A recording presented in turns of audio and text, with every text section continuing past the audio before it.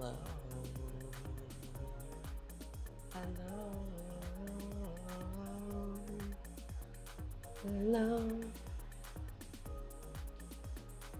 Phone is ringing. There's an animal in trouble. There's an animal in trouble. There's an animal in trouble somewhere.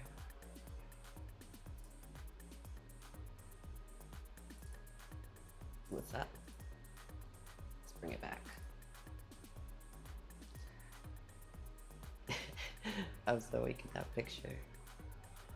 They're frozen. Okay. My headphones don't want to connect.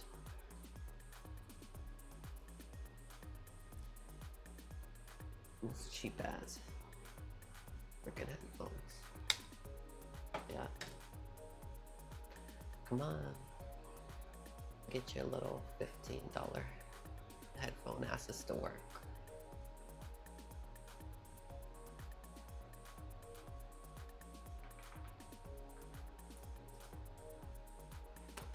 Well, there's nobody here, so let's keep the music going.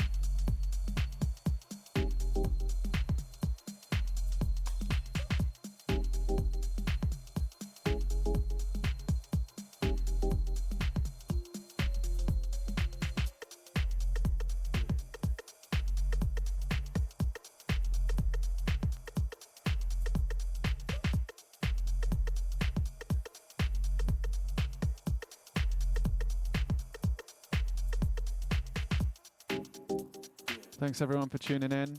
You've been listening to the sounds of Hidden Spheres and Grant. covering for Marco and the Darker Than Wax show, live on the Lot Radio from Brooklyn. Shouts to Drew, locked in from LA. You can catch us tonight at Public Records. If you're in town, come through. Celebrating the launch of Darren Land's new album out on Scissor and Thread.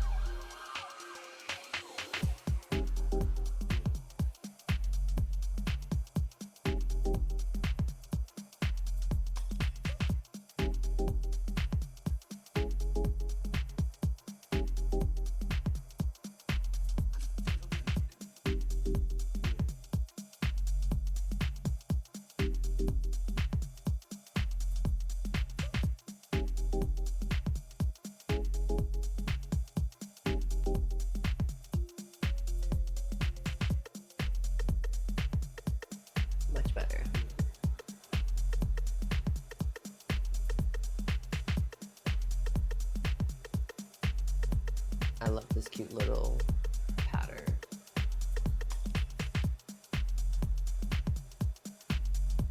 Okay, wait. Where's the pattern?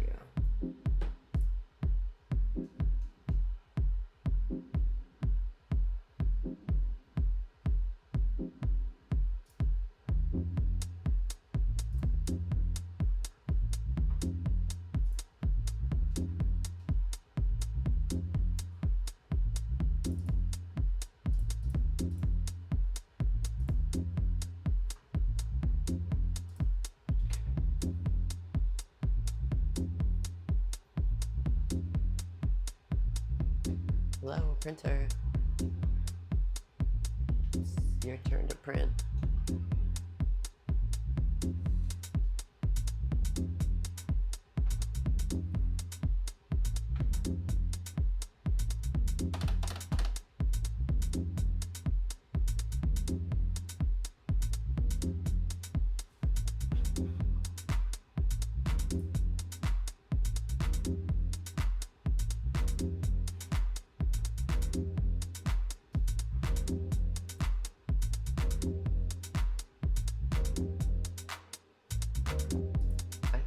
Driver already.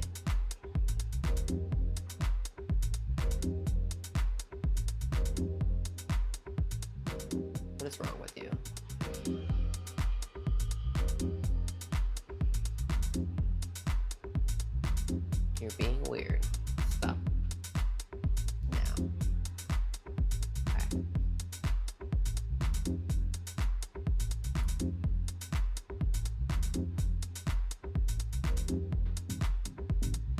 Hang on.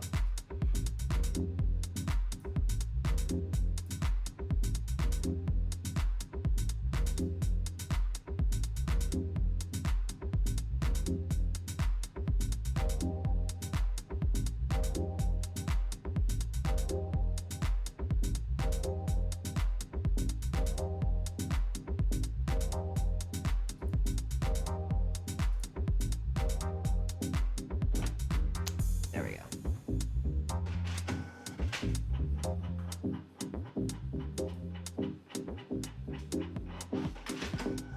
Oh, excuse me. Just throwing paper at me.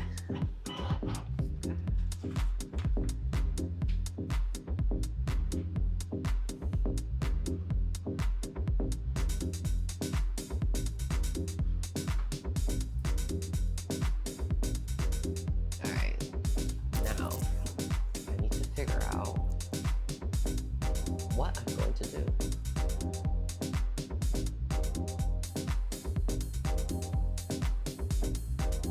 I have a bunch of fabric leftovers and recycle stuff that I could use.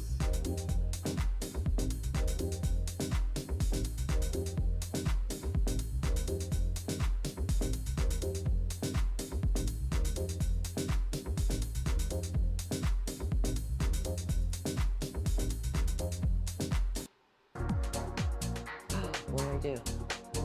I skipped it. I don't even know where I was.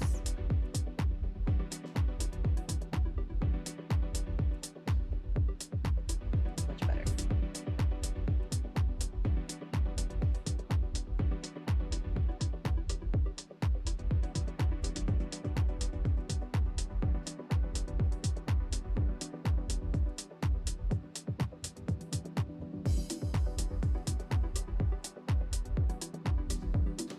Okay, I'm gonna bring some stuff to play with. Insects are all around us. They produce many sounds I and many wonder if this frequencies thing and would volume fit levels. on it. We are so accustomed to hearing insect sounds that we seldom listen to them. Oh, actually, that might work. Listen. Yes. Ooh, that could work. Barely.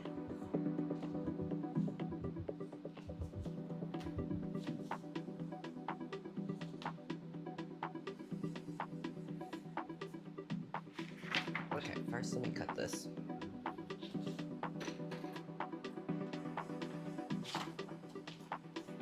Listen.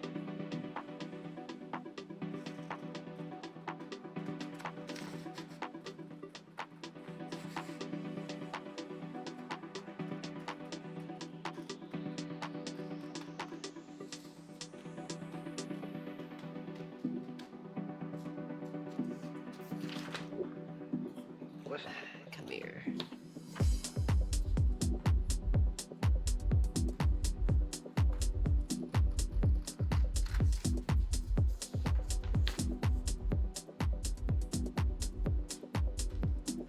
Listen.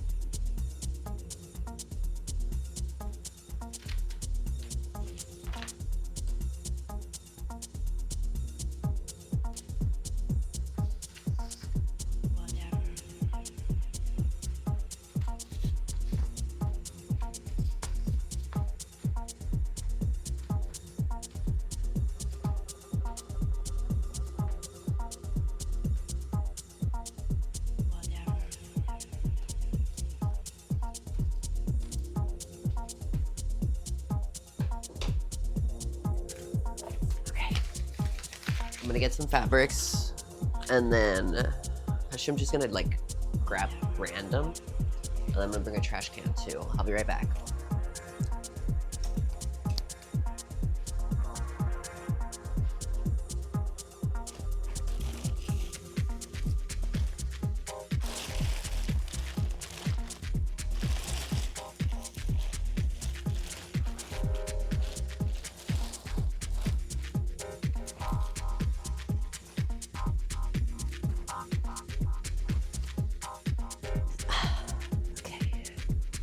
We're just gonna grab a random pile and dump it on the ground.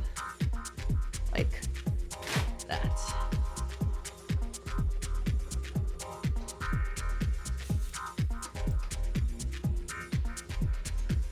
Trash can.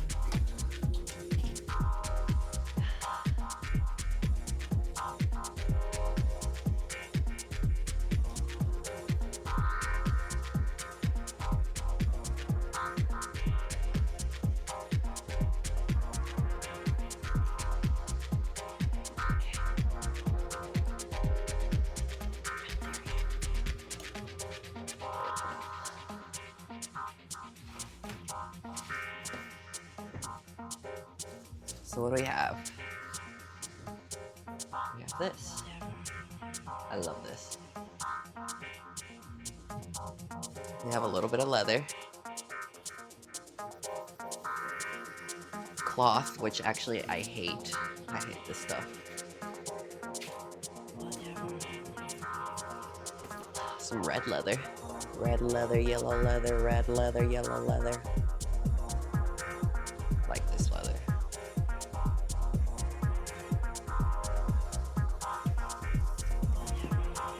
Red leather, yellow leather, red leather. Brown vinyl. I don't know, I might not use much of this.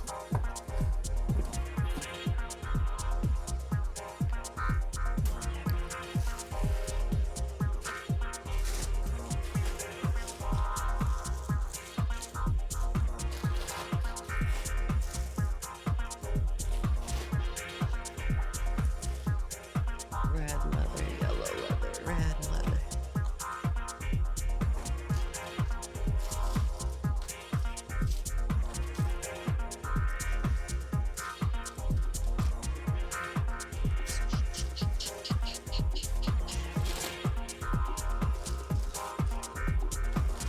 I don't want nothing to do with jeans today.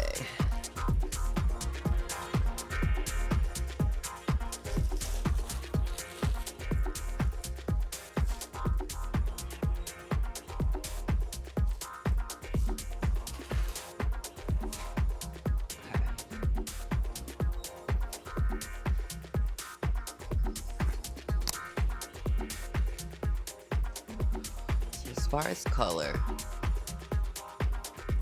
let's see what I'm feeling.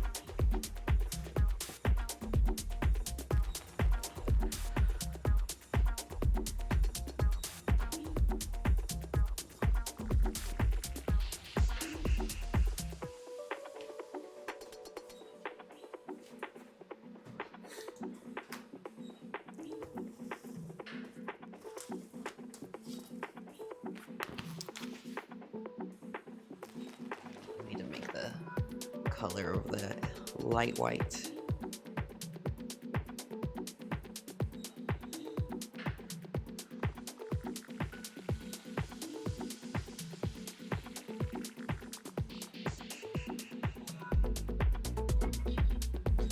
Much better.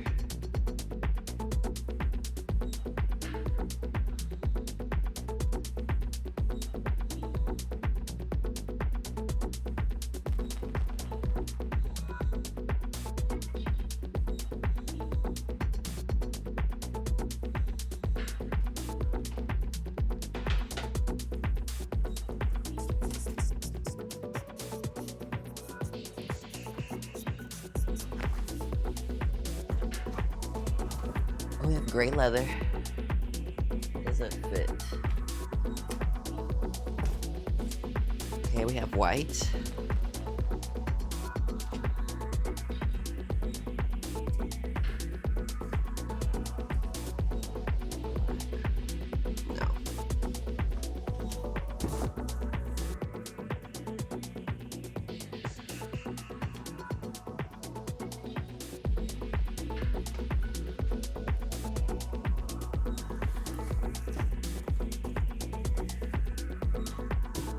Not much white, unfortunately. I can get more though.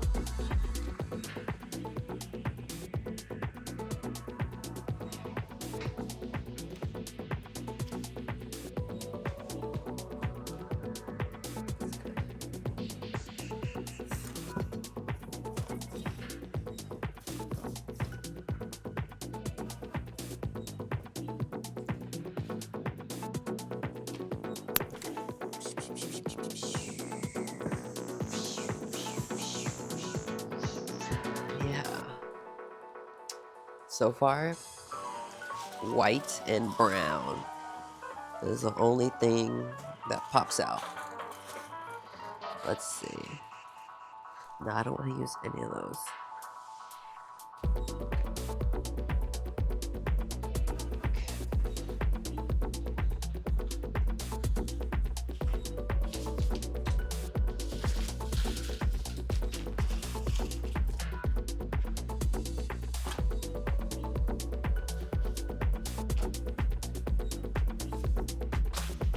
Not bad.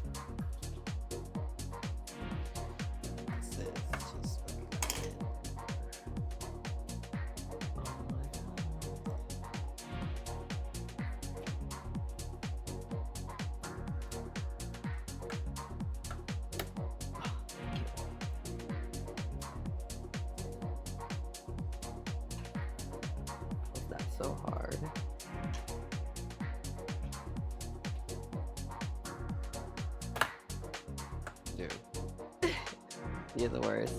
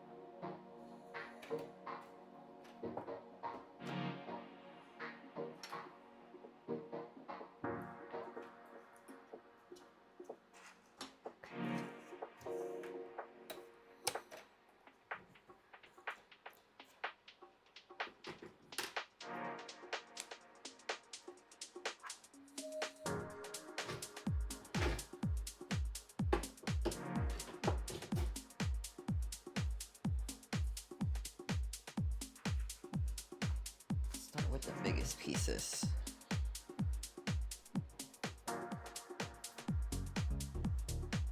How can we reclaim this?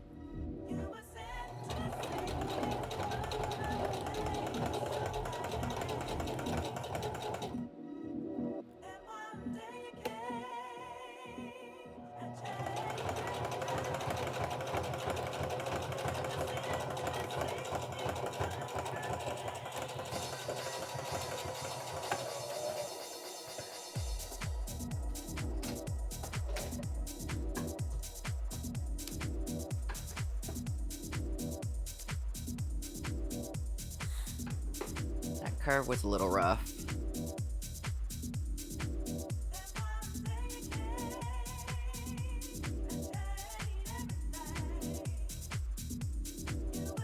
Oh, and I was supposed to do it this way. I did it the wrong way. Yeah, this part right here was really rough. It's hard to, like, you know, open this and go through it.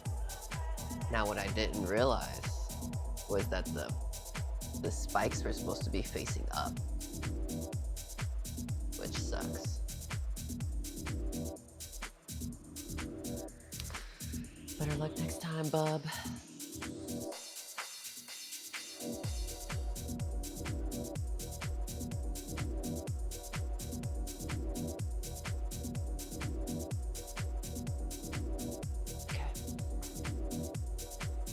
Well, I guess we're stuck with this direction, huh? Ugh. I mean, it might look good. Who knows?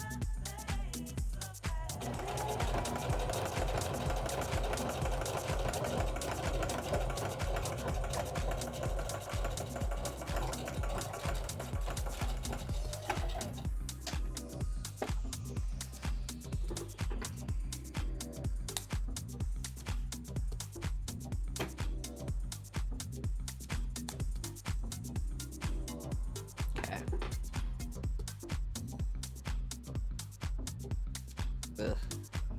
It's alright.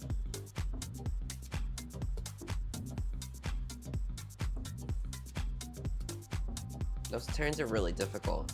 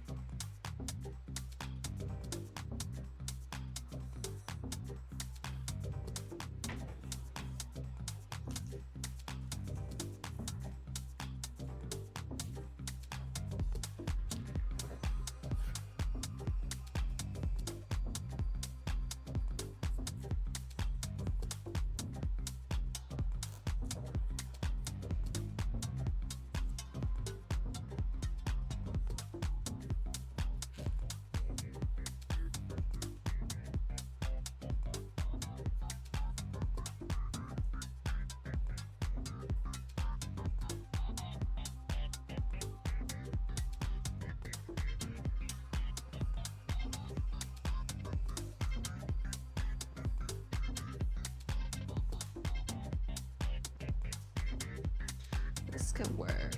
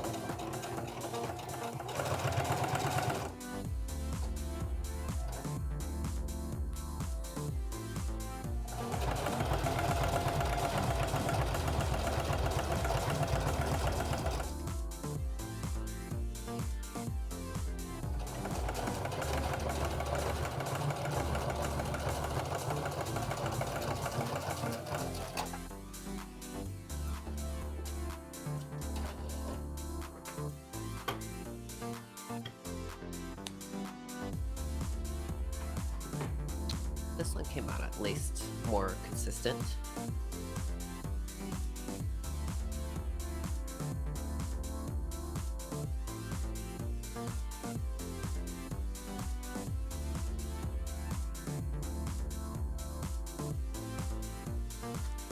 Better consistency.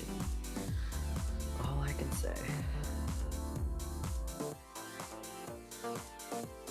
This machine is gonna be a lot for me to handle, or to learn, really.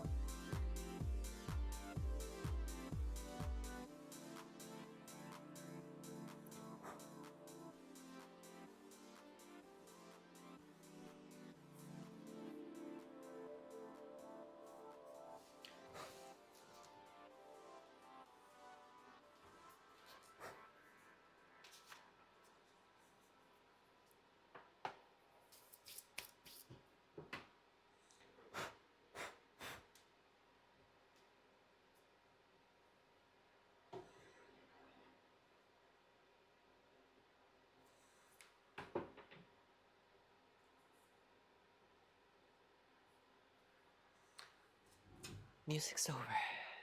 Let's see.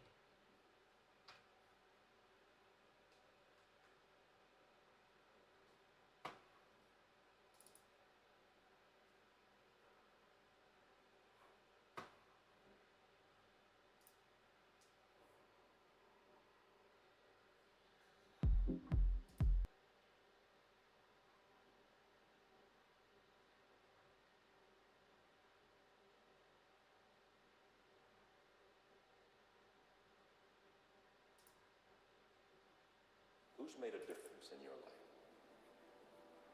Oh, a lot of people. But a lot of people who have allowed me to have some silence. And I don't think we give that gift very much anymore. Very concerned that our society is much more interested in information than wonder, in noise rather than silence. How do we do that? I mean, in our business, yours and mine, how do we encourage reflection? I trust that this book will do some of that, but oh my, this is a noisy book.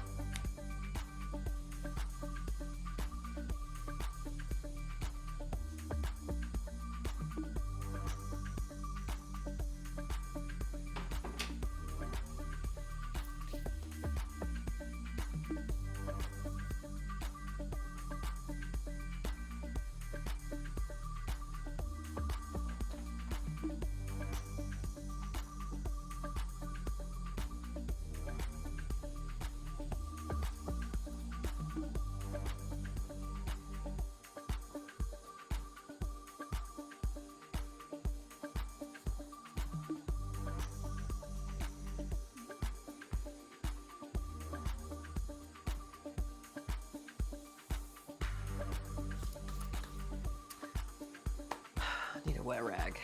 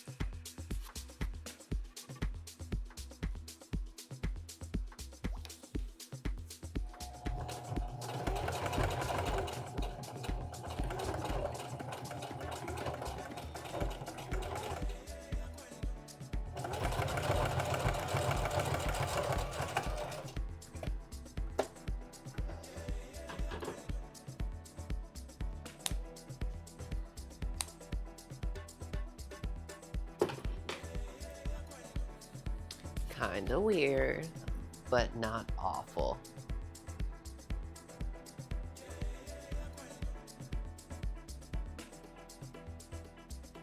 Come on, focus.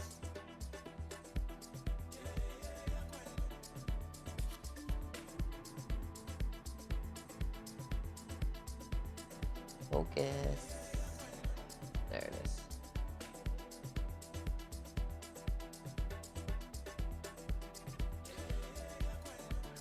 Okay.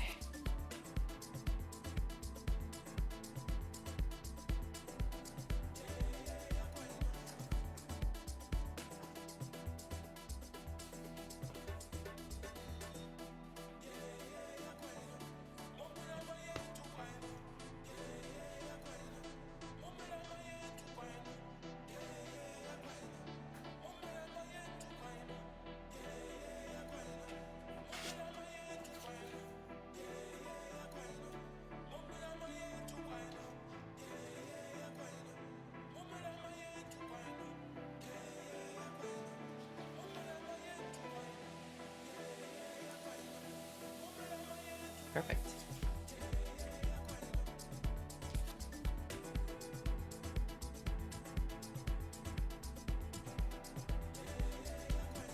Let's make another one.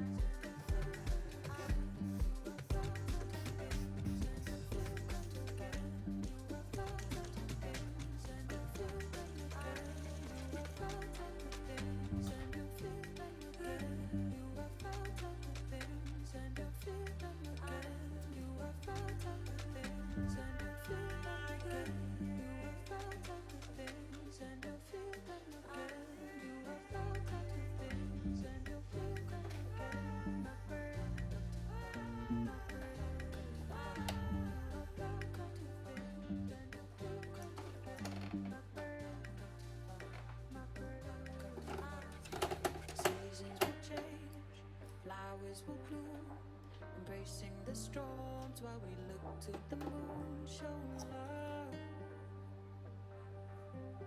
give life.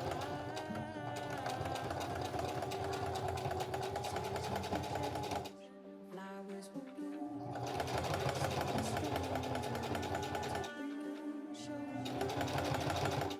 love, give life.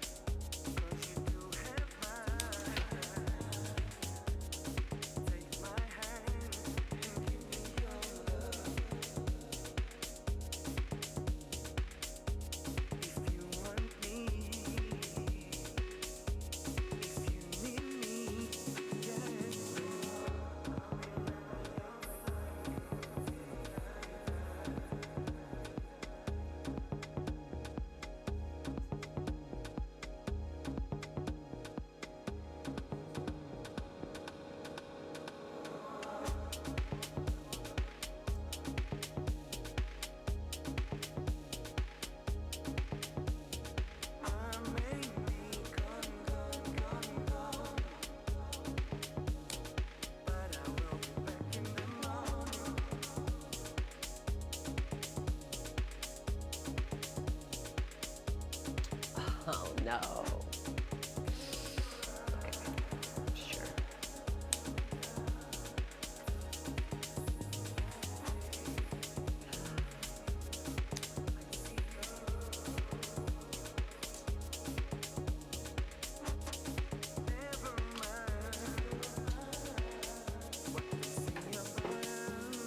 I just fucked up crazy. It's okay.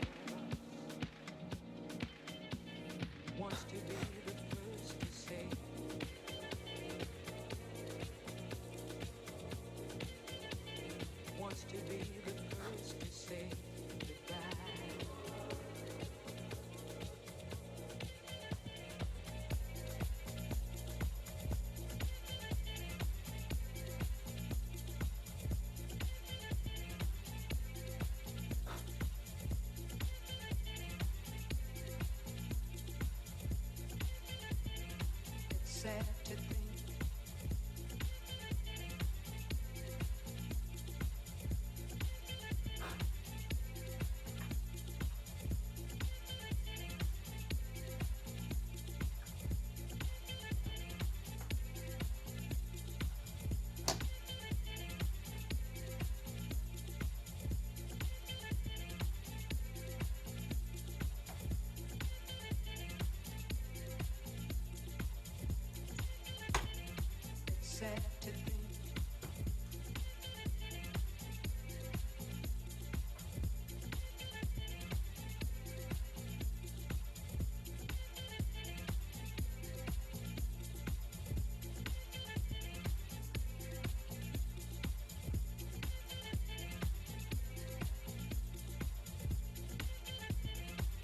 sad to think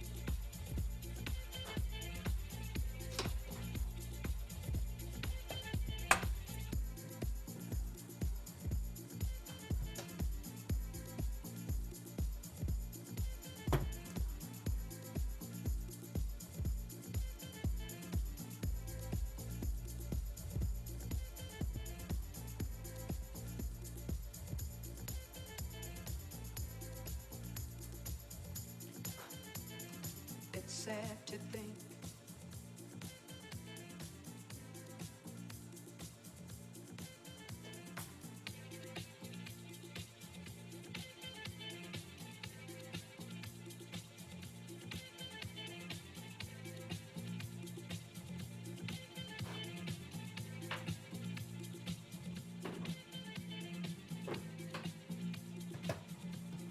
I guess neither one of us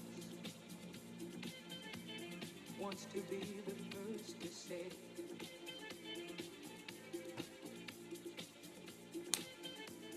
wants to be the first to say goodbye.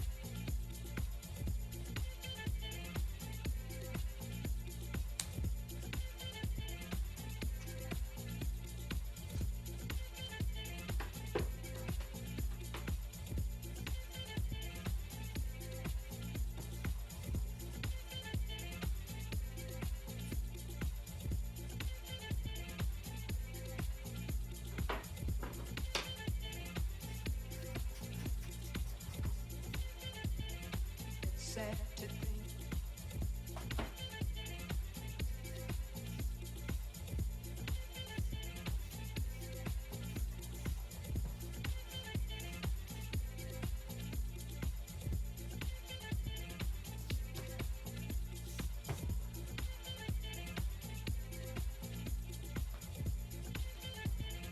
it's sad to think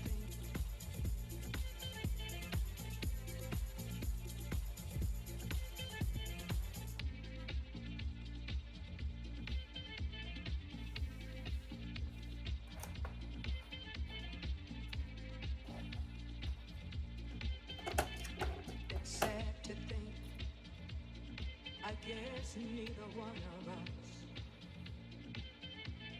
wants to be the first to say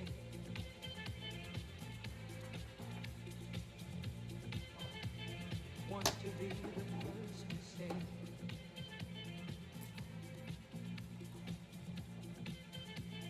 wants to be the first to say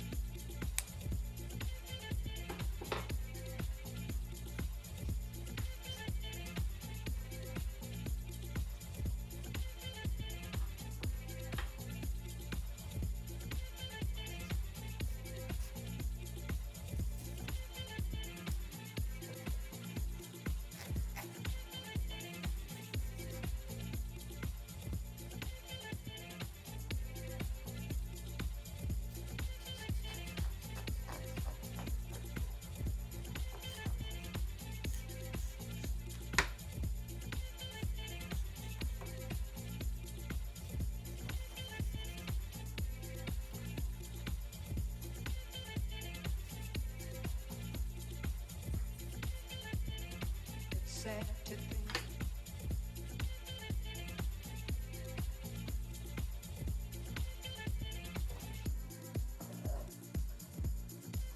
Oh shit. Okay.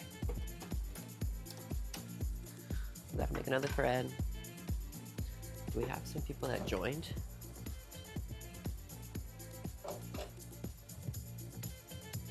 Happy Saturday night. Or Sunday morning for you. Wherever you are. Thank you for joining. We're making a purse. Design is being freestyled. This is the first one. It's kind of like giving football. Like a football. Like an actual ball.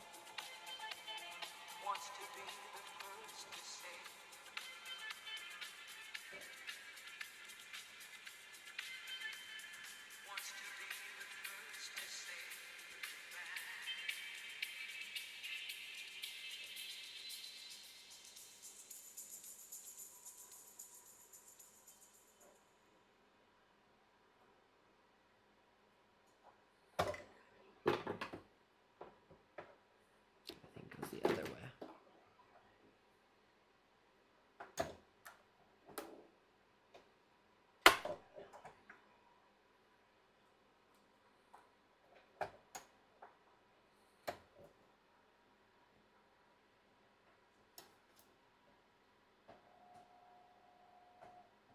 Yeah, okay.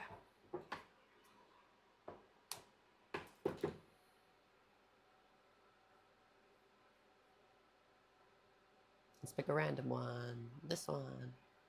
Okay.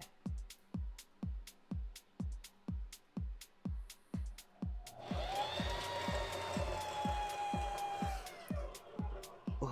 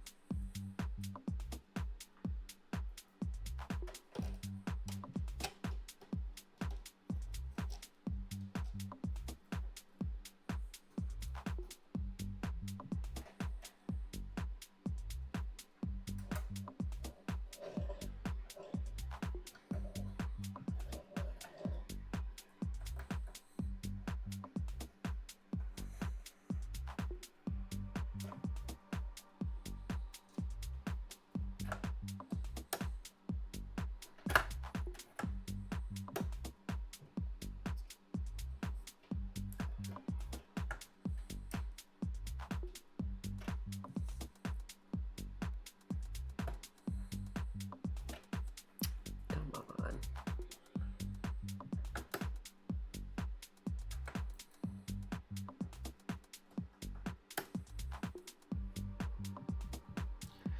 Stop being difficult. Okay.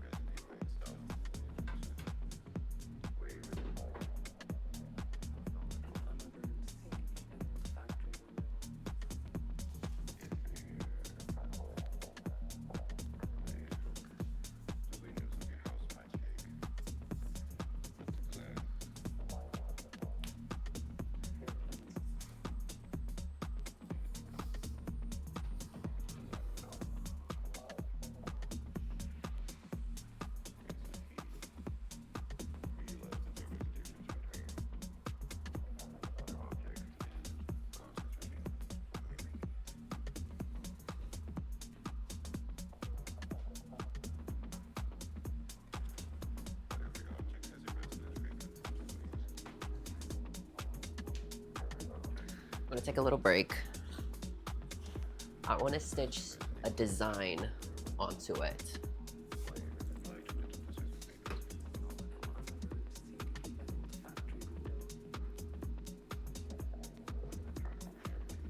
Let's see.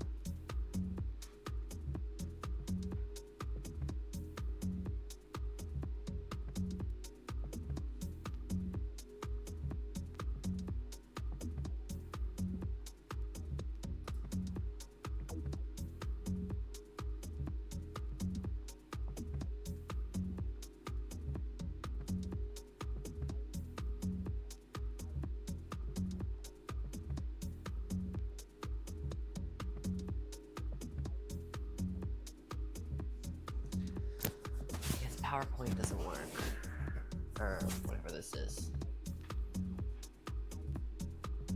Microsoft Word.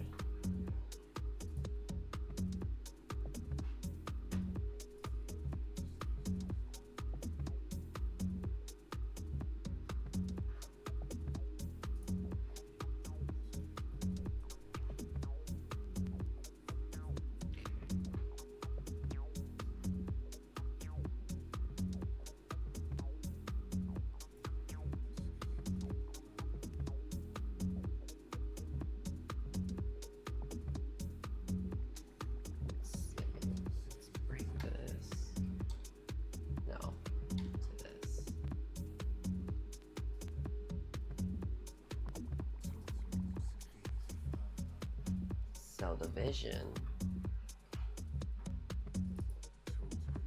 since it's giving like football, I want to stitch the phrase like a girl on it.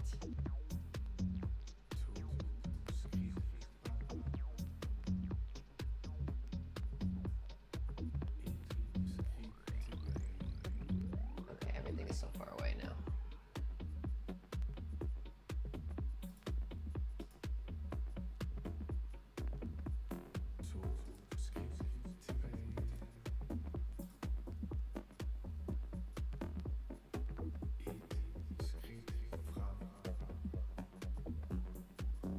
Something thin. I can't even read that. Bitch, am I getting old?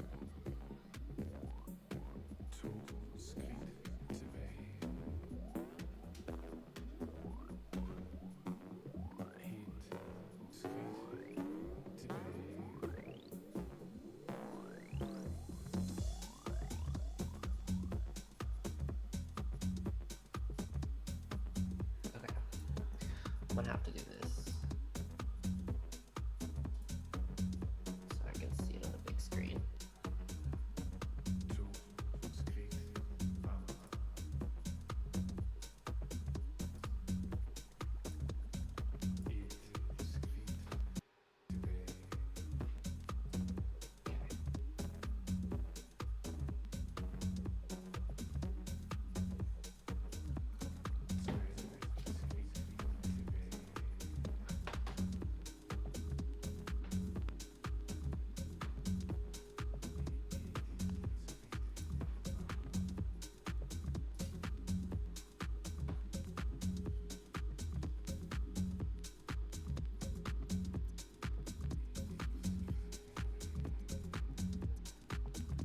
Yes, I'm gonna type it first.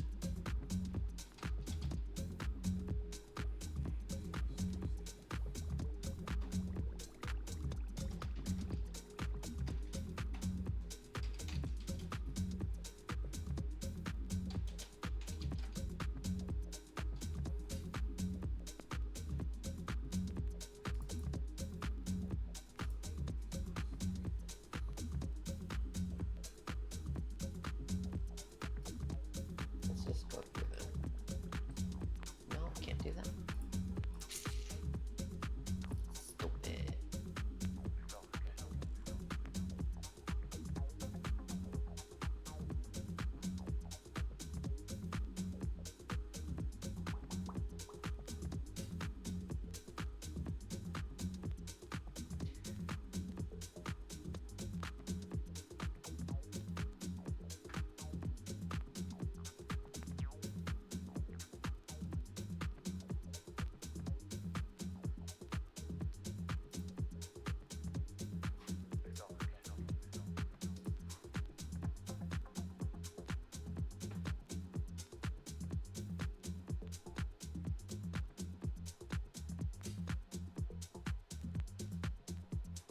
Oh god. Jump scare.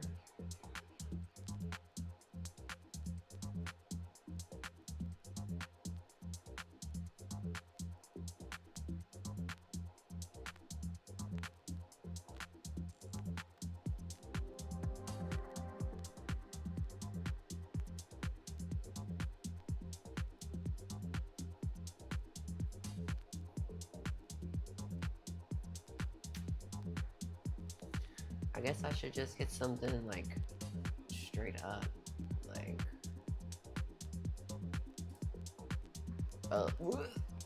ew.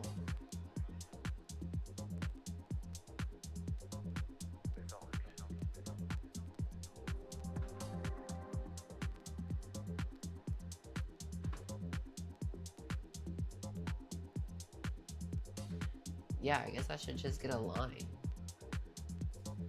Want it to be italicized.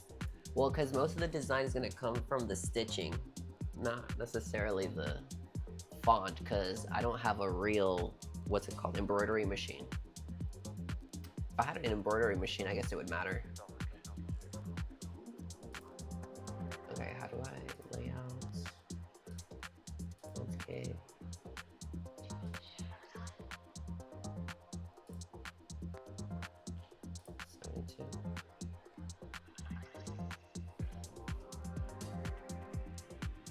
Let's see, what does this look like?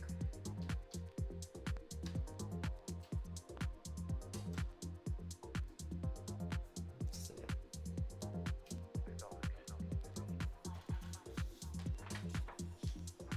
So if I were to take a page, just measure this out.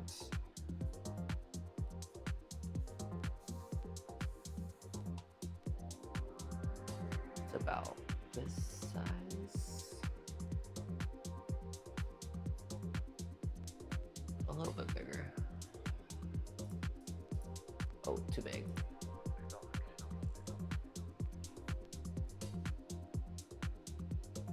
Wait, doesn't this have a ruler?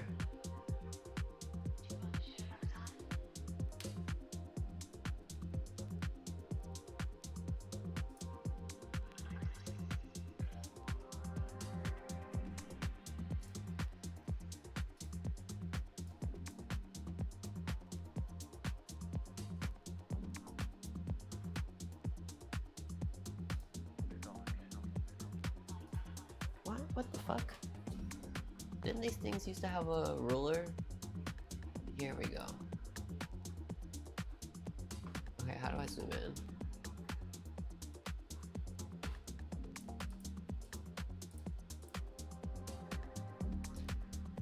So it's...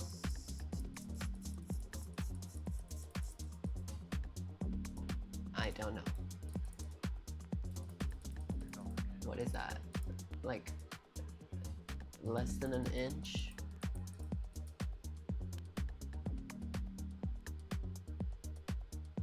By 6.5?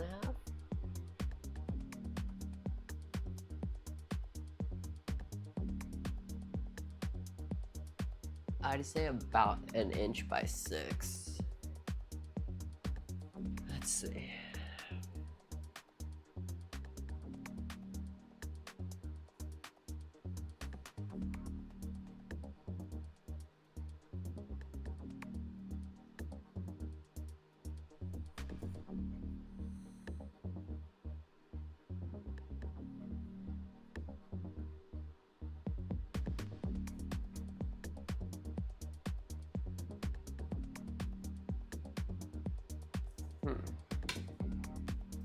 Maybe do this one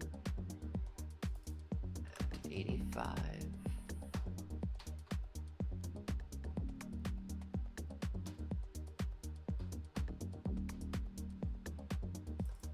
Do these two at 75. Lower.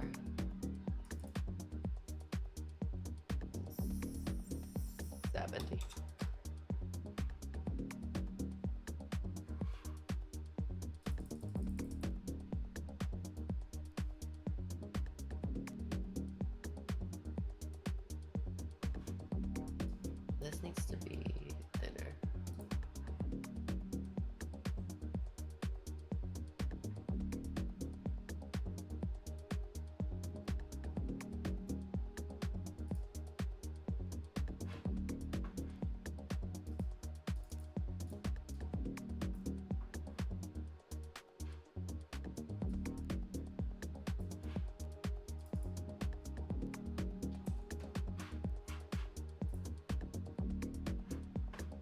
Let's try it.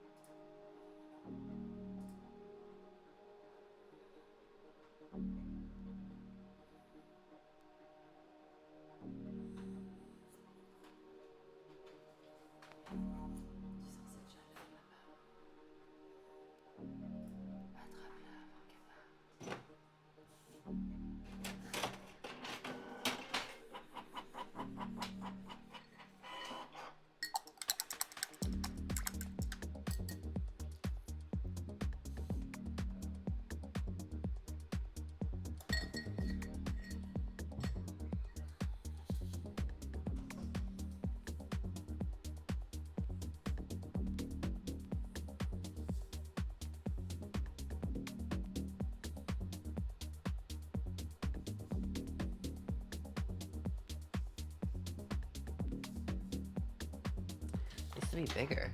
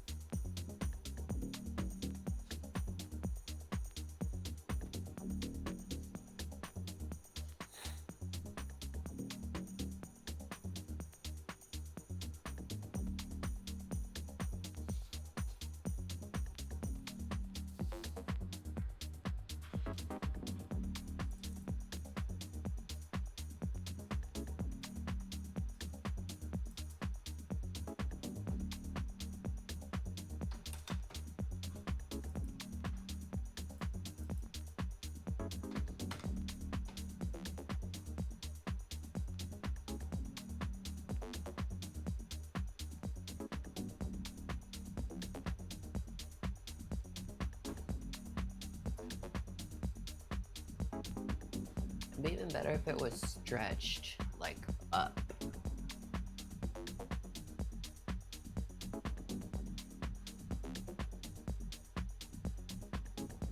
I don't think I can do that in Word.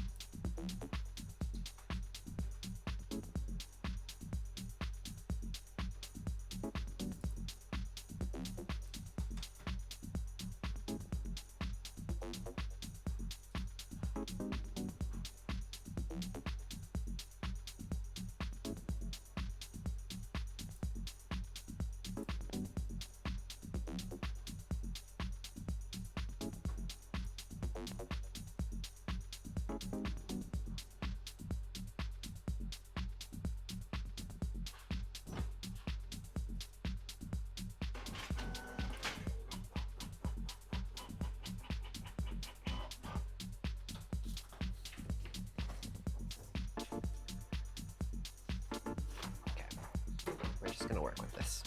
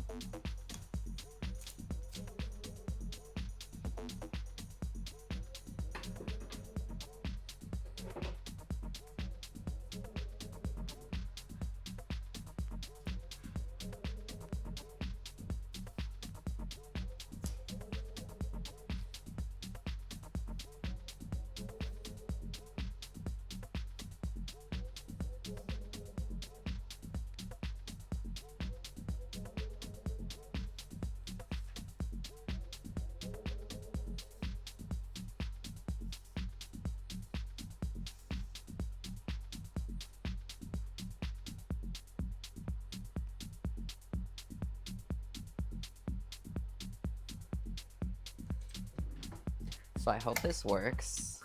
What I'm gonna do is I'm gonna tape it onto this thing, and then I'm just gonna go at it with like a pattern and see if it looks good.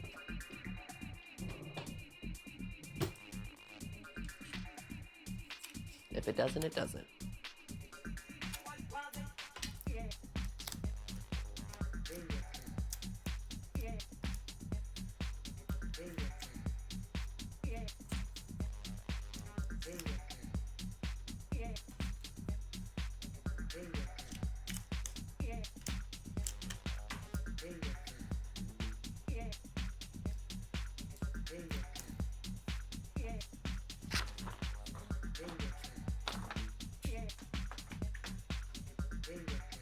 Okay.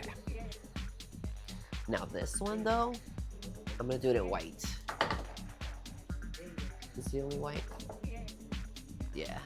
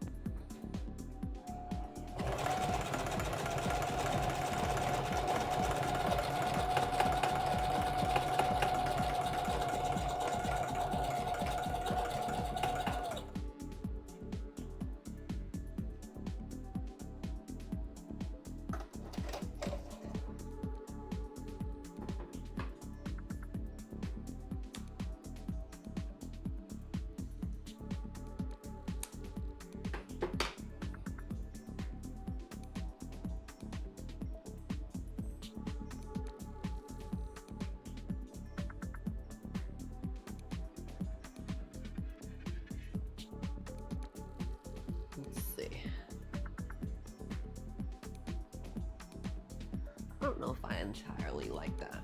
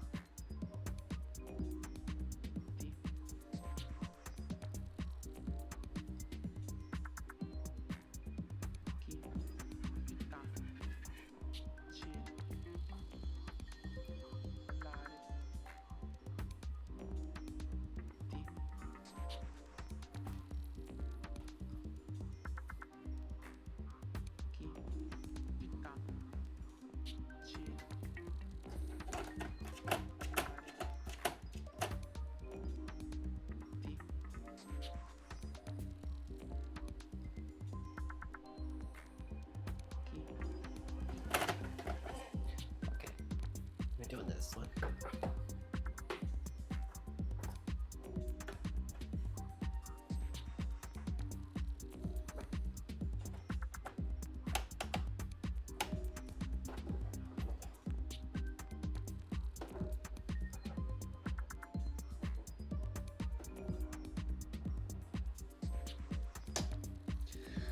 Here's to hoping this works.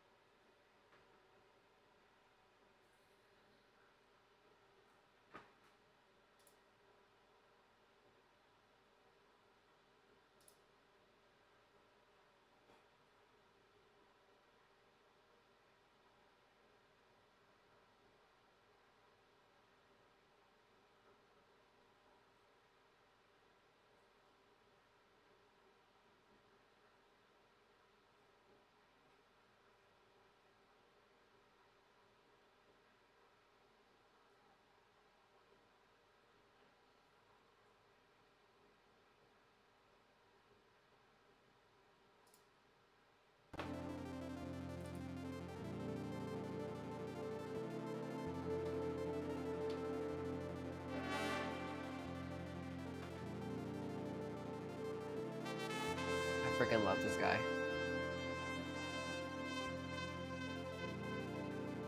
Best one. Best one to do it. Okay.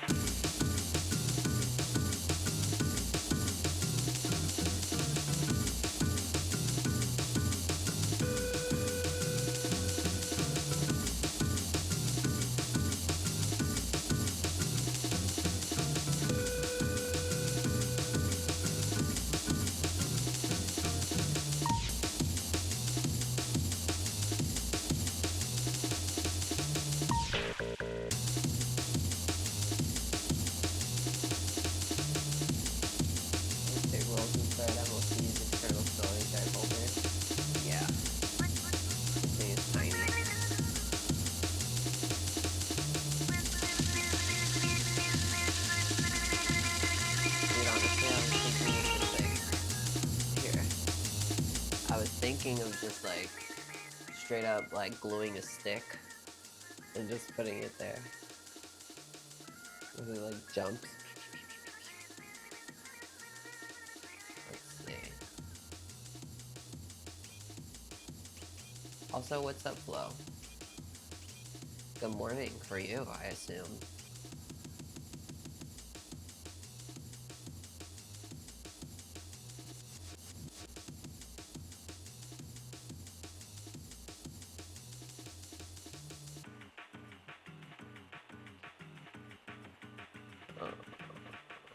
This one.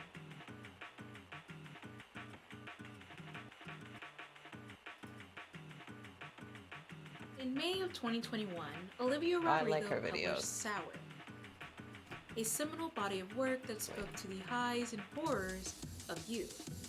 I'm so sick of 17. Where's my teenage dream? She considered it an exploration of sorts into her teen years, an excavation into the romance, anger, and dissatisfaction plaguing her life. This album spoke to people. Not only did it become one of the best-selling albums of 2020. Hang on. Let me make sure this is the right account.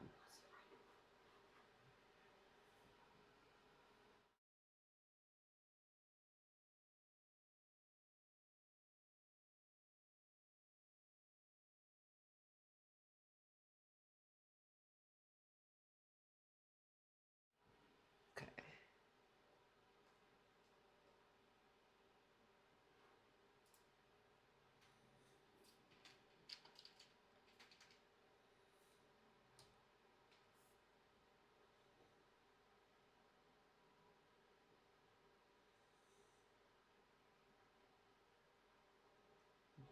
Okay, kind.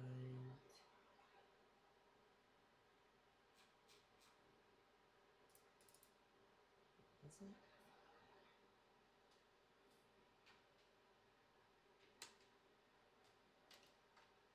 Wait, I have copy and no, I don't.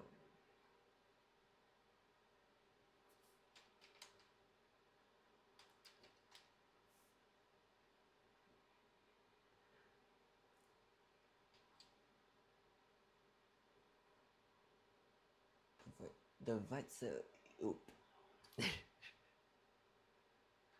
Su E O K 13. Did I spell that right? Oh shit, I put two Z's. Oh, there you are.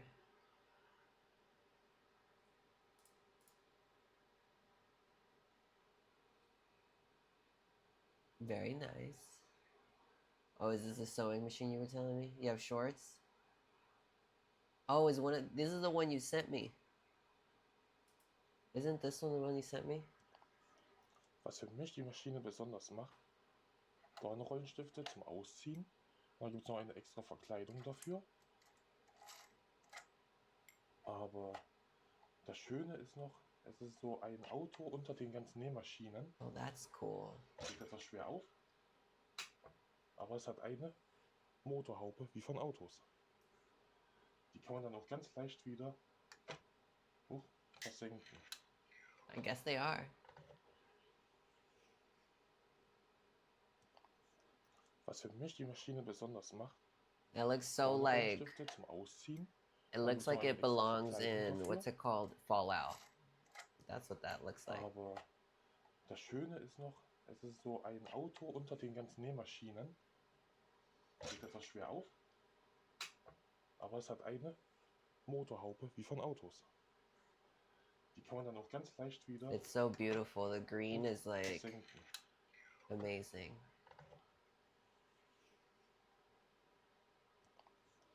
Was für mich die Maschine besonders macht, Gorge. Dornrollenstifte zum Ausziehen. Oh, there are? Sorry, I was gonna watch a video while I continue. Hang on. I'll watch one more video.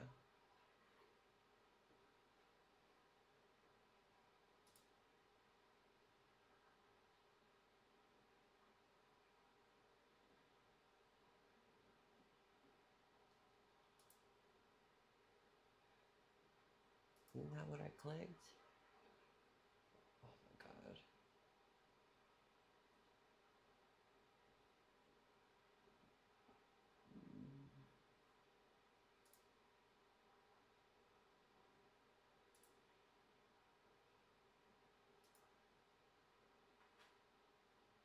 You have gameplay on this?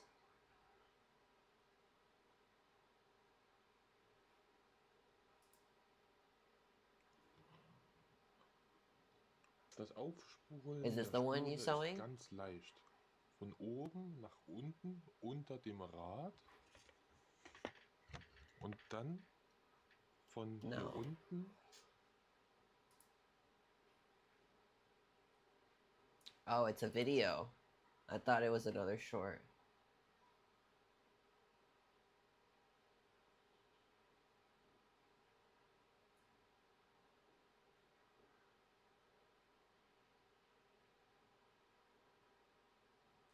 One of these you gotta.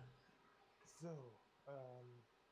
Here it is. yeah, the leather belt is a bit loose, but it's working. Wait a minute. That it's working without the sewing machine crushing down. I see. Crashing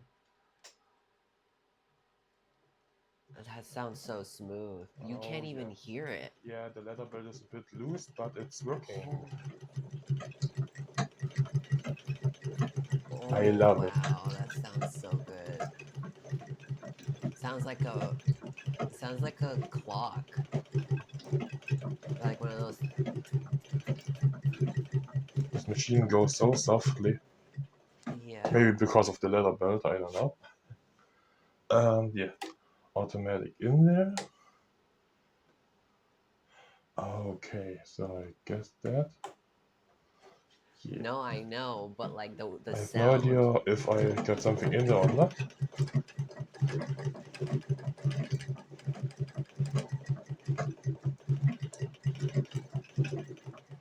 Maybe not.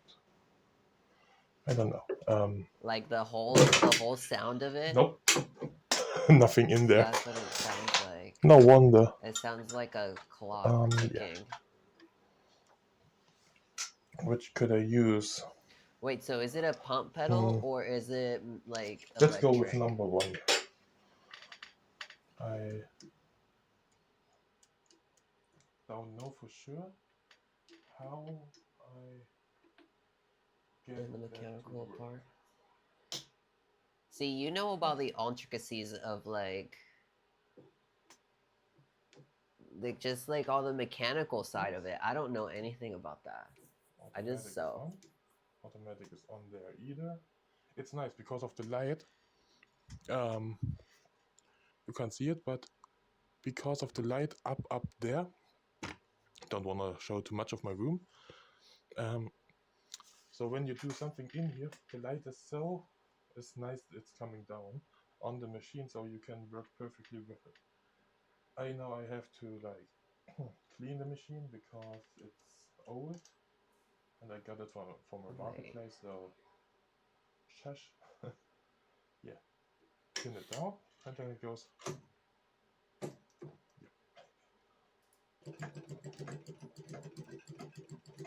Oh, that's okay.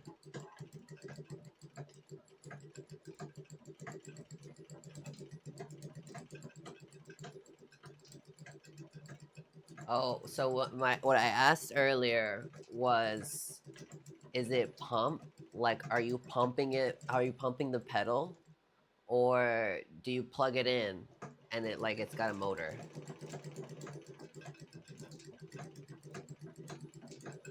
The automatic.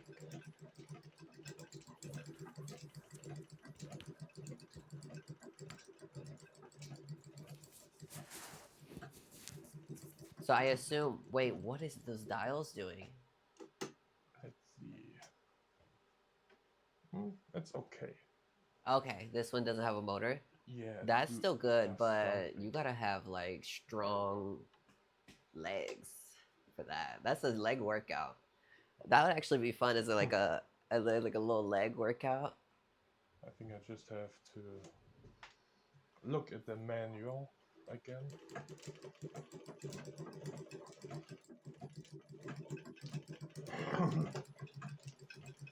You said the dial thing is automatic.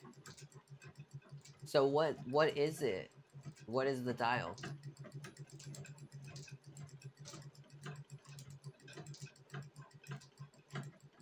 What does it control, I guess?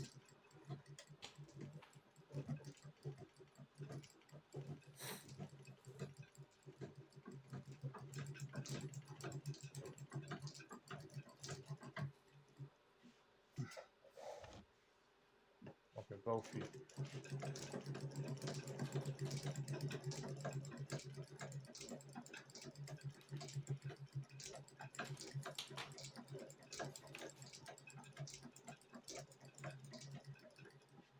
I can switch it from manual to automatic. Okay. The upper right dial is for zigzag. Oh, it's a pattern. 0, automatic, getting this to 0, needle down, foot up, The turning. tiny middle one for needle Yeah, position. not quite nice, but it's okay. How do I do that? I'm very impressed. So, That looks awesome. it's okay. I looked later, or maybe tomorrow, at the manual. Black is the upside, and this beige is the downside. Bottom side, or yeah, bottom thread. Yeah, it's okay. I have to play I around like with it. it a little bit, and that. That is a sexy machine. 21, it also reignited an ancient conversation.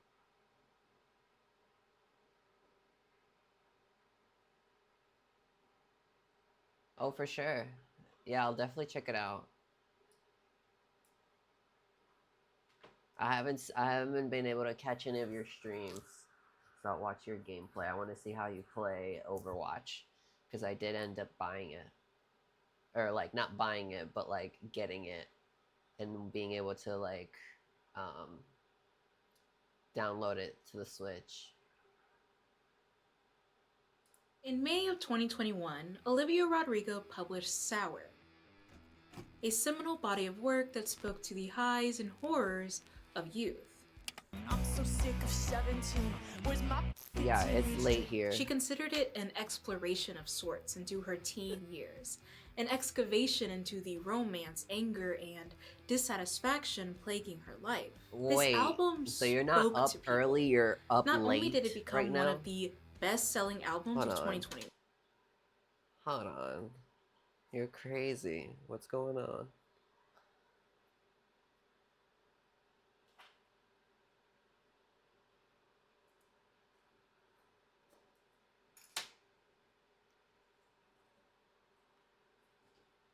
I'm a night owl. I can see.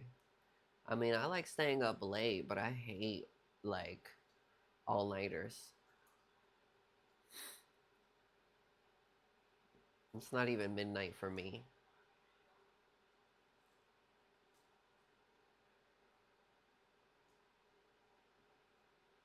That sounds like insomnia.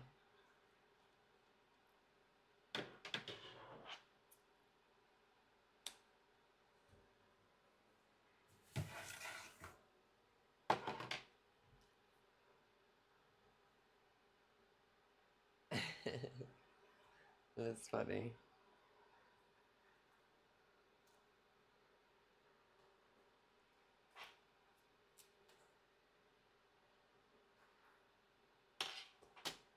Maybe this long video essay will put you to sleep.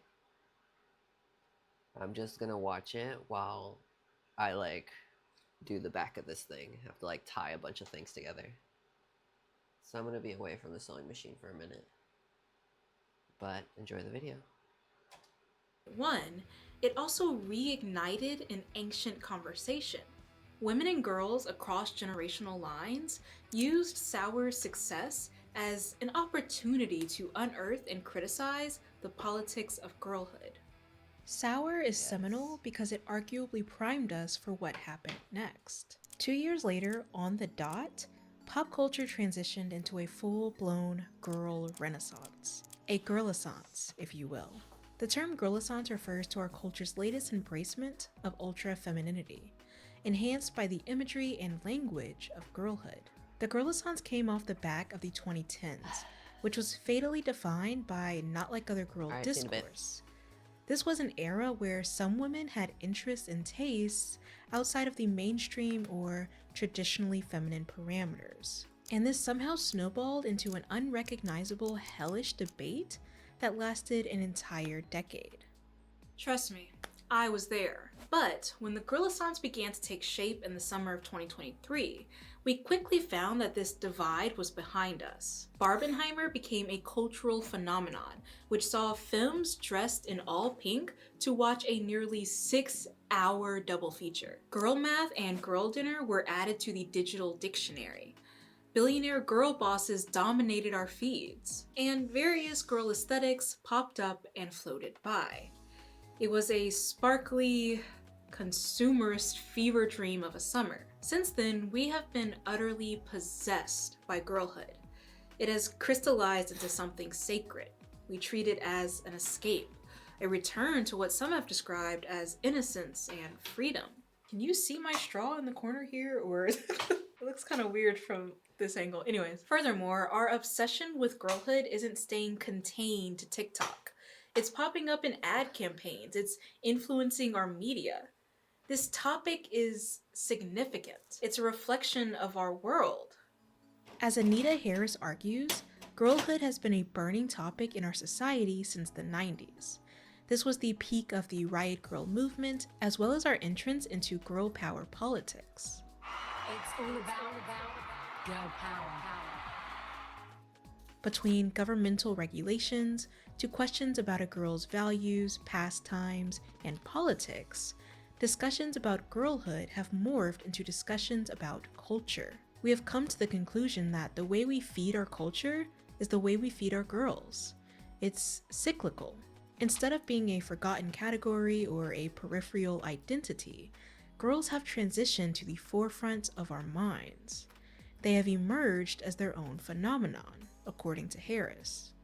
So what does the girlissance mean, and how does it impact us? I hate to say it, but the answer isn't simple. It's complex, it's contradictory, it's Shakespearean.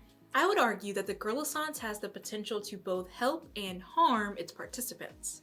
On one hand, our obsession with girlhood is a way for femmes to reclaim their relationship with femininity, as well as with youth. On the other hand, it's often used to reassert conservative ideals. The girlissance is an ever-moving mishmash of radical gender negotiation and infantilizing brain rot. Let's look closer.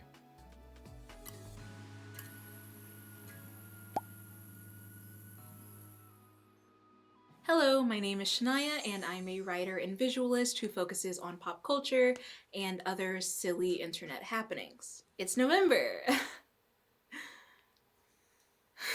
And I just wanted to tell you that we will be okay. So, to make sense of this video, I need to ruin your attention span. By that, I mean, I need to introduce you to the ins and outs of TikTok tyranny. Recently, girl trends have taken social media by storm. These are viral niches within the larger girl renaissance, and they include girl math, girl dinner, aesthetic girlhood, and just a girl. Let me break it down. In May of 2023, a TikTok user by the name of Olivia posted one of their favorite meals: grapes, bread, cheese, butter, and wine. I call this girl dinner or medieval peasant. Though the cold butter and raw bread confused me and my southern ancestors, the term girl dinner stuck regardless. About 2 months later, TikTok user Karma Carr posted a girl dinner ditty, and this is where the trend really took off. Ditty, not ditty, ditty. This is my meal. I call this girl dinner. Girl dinner! Girl dinner! Girl dinner! Oh, girl dinner! Karma's sound became the background gospel to women and girls' mealtime. Videos depicted women eating dill pickles, cherries, and popcorn, tortillas with nothing but mashed avocado inside, and plain noodles with shredded mozzarella. Girl dinner is a chaotic free-for-all. It's entirely random, like a charcuterie board or British cuisine. It's kind of beautiful, really.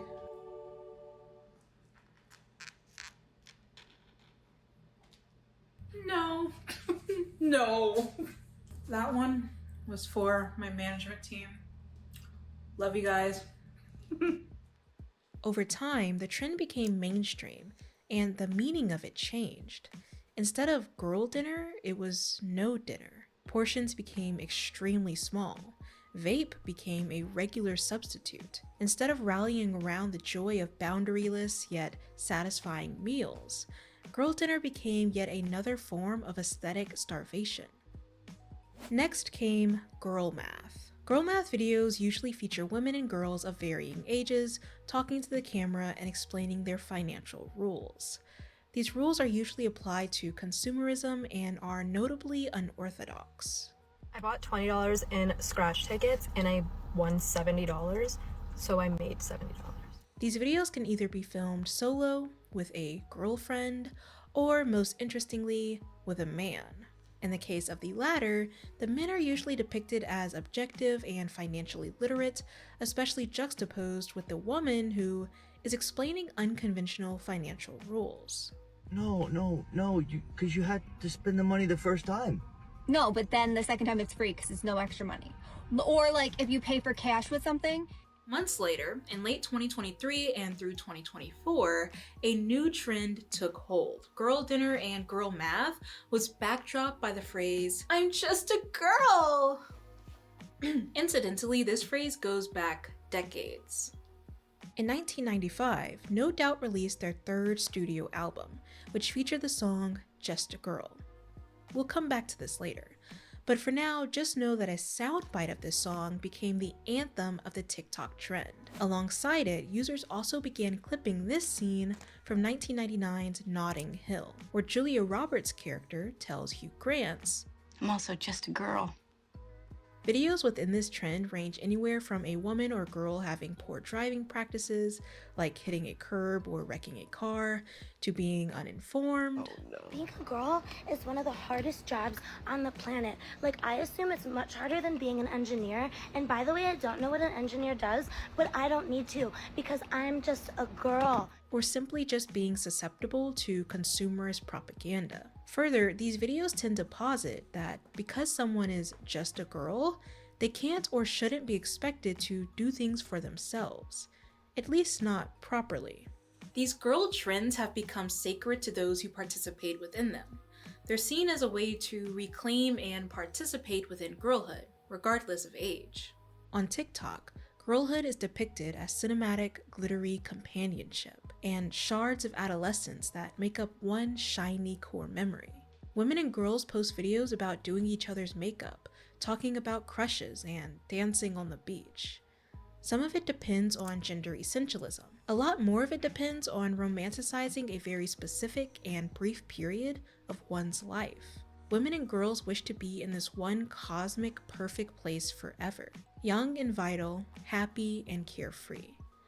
The girl trends are really an extension of this wish, a digital way to hold on to something that is undeniably waning, but presented to us as a magical core piece of our identity. Despite most of the participants of the Girlaissance being older teens and women in their 20s, they wish to remain a girl forever. Connie Morrison argues that in our modern age, we use pop culture and social media as a way to construct our identities. When it comes to the viral girl trends, women and girls utilize them as a way to reassert and to redefine their feminine identity. Social media becomes a way to renegotiate gender, and more specifically, it serves as an idealistic space for women and girls to share their experiences. This is significant for two reasons. The first reason is that women and girls have very little space to construct and articulate their identities, especially without scrutiny. Since girlhood has become a burning topic in society, that also means that women and girls have become even bigger targets for criticism and consumerism. Everything they create, every trend, aesthetic, and belief is questioned by the public and then co-opted by the market, only then to be sold back to them. In order to avoid being criticized or co-opted, Harris argues that women and girls seek out marginal spaces. These marginal spaces are where we express ourselves, the good, the bad, the ugly. But it doesn't always work in our favor. Since Harris's article was published in 2003, their idea of a marginal space is a zine or a blog. Great mediums, still alive today, but I would argue that social media has become our main marginal space for self-expression, which sounds oxymoronic, I'm aware, but that's kind of my point. Despite there being like a gazillion people here, we tend to comprehend social media and the internet as some sort of void. We speak about ourselves freely, forgetting that millions of people can potentially see it. This creates an easy path for marketers and PhD level haters to infiltrate and target the feminine demographic. Take girl dinner, for instance. It started as like this trend amongst what felt like an intimate niche. Women, girls, and otherwise femmes felt like they were sharing a silly yet unifying moment about the primal joys of scavenging. And then in one fell swoop, Popeyes capitalized on the trend by creating an entire ad campaign centered around their side dishes, including their dry-ass biscuits. Oh, stop it. Just like with girlhood as a whole, these girl trends are easily picked up by the mainstream and then are ceaselessly interrogated, commodified, and scrutinized with little care as to why these trends exist or what their impact is on the culture. Girlhood and its extensions are being forever stolen from the community. And that's the second reason why the Girlaissance is so sacred to those who participate within it, and why they defend it so fervently. Women and girls have a complex relationship with girlhood in that they protect it, they value it, but they're also forcibly separated from it. This separation occurs for many reasons. Misogyny and its various manifestations like misogynoir and transmisogyny. There's classism, imperialism, capitalism, ableism. I could keep going. Many people are promised the joys of girlhood, yet aren't allowed to be seen as girls. They're never protected. They're never allowed innocence. In my latest newsletter, I asked my subscribers what makes girlhood so special, and what makes this current iteration of the girl renaissance so important. The submissions were divided down the middle. While some viewed girl trends and our obsession with girlhood as infantilizing, others painted a vivid image of reclaiming a stolen childhood. People talked about being sexualized at an early age and being forced to have adult responsibilities as a child. They talked about being visually excluded from girlhood due to race or class. Trans women, particularly Dylan Mulvaney, have also talked about using the language of girlhood to reclaim their relationship to femininity and to emphasize trans joy. Overall, these experiences put faces and words to what Toni Morrison has called peripheral little girls. These girls had their stories effectively wiped clean from the narrative of girlhood. And so many people consider the Girlaissance a way to reclaim that identity, to renew their relationship with girlhood and youth. The Girlaissance is so sacred, so protected, that a lot of people want to let it remain unchallenged. The girls of the world want to be finally left alone so they can decide and curate their own experiences without having the rest of us pressed to the glass of their enclosure. In my newsletter inbox alone, there's numerous calls for an end to the autopsy. Let girls live. Let girls do what they want to do. And a small part of me, a part this big, understands the defensiveness. But another part of me, a part that has made me really not fun at parties, is incapable of just accepting this narrative and moving on. While I would argue that the Girlaissance can be used as a safe space to reclaim a lost girlhood, it doesn't necessarily follow that the trend is inherently harmless. At the very least, it's not as inclusive or radical as it's said to be. If Anita Harris is right, and our analysis of girlhood is an analysis of society, then the girl trends mean more than we're willing to admit. I would argue that they speak to the way late-stage capitalism has disillusioned us and has forced large swaths of people to retreat to simpler times as a mean of escape. They speak to the misogynistic nature of our culture that incentivizes and convinces women to do the retreating, especially when said retreating is towards conservative ideals of femininity. And I mean, that sounds silly to say, right? How can funny jokes about girlhood on the internet matter that much? But maybe that's not the question. Maybe the question is, what are you unwilling to see? What are the politics of the girlissance that you are simply unconscious to? Let's start with semantics. I know my straw looks gross, don't mention it. This is arguably the most polarizing topic of the debate, even if it's one of the smaller aspects. Some scholars have argued that calling oneself a girl when you are of adult age is a form of infantilization. This is due to a mix of cultural, linguistic, and gender-based factors. On the other hand, user Bunch of Numbers on TikTok says, "Fuck you, this isn't true, die slow." So, I mean, it's hard to, both sides have a way with words.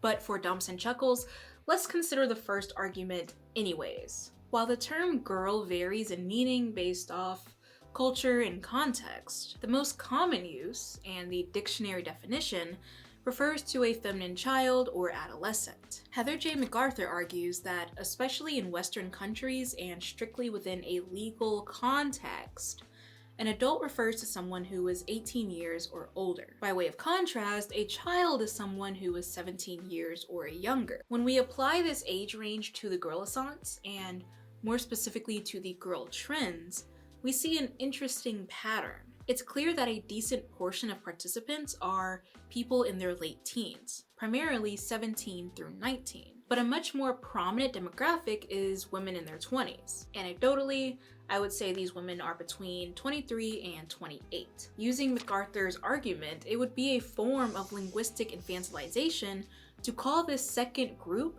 girls. And yet this second group is arguably the most vocal participants in the girl renaissance. MacArthur's argument may be unconvincing to you so far. I mean, so far it's kind of unconvincing me. I don't believe that the term girl is inherently infantilizing, precisely because we don't live in a dictionary. Language evolves based on culture and context.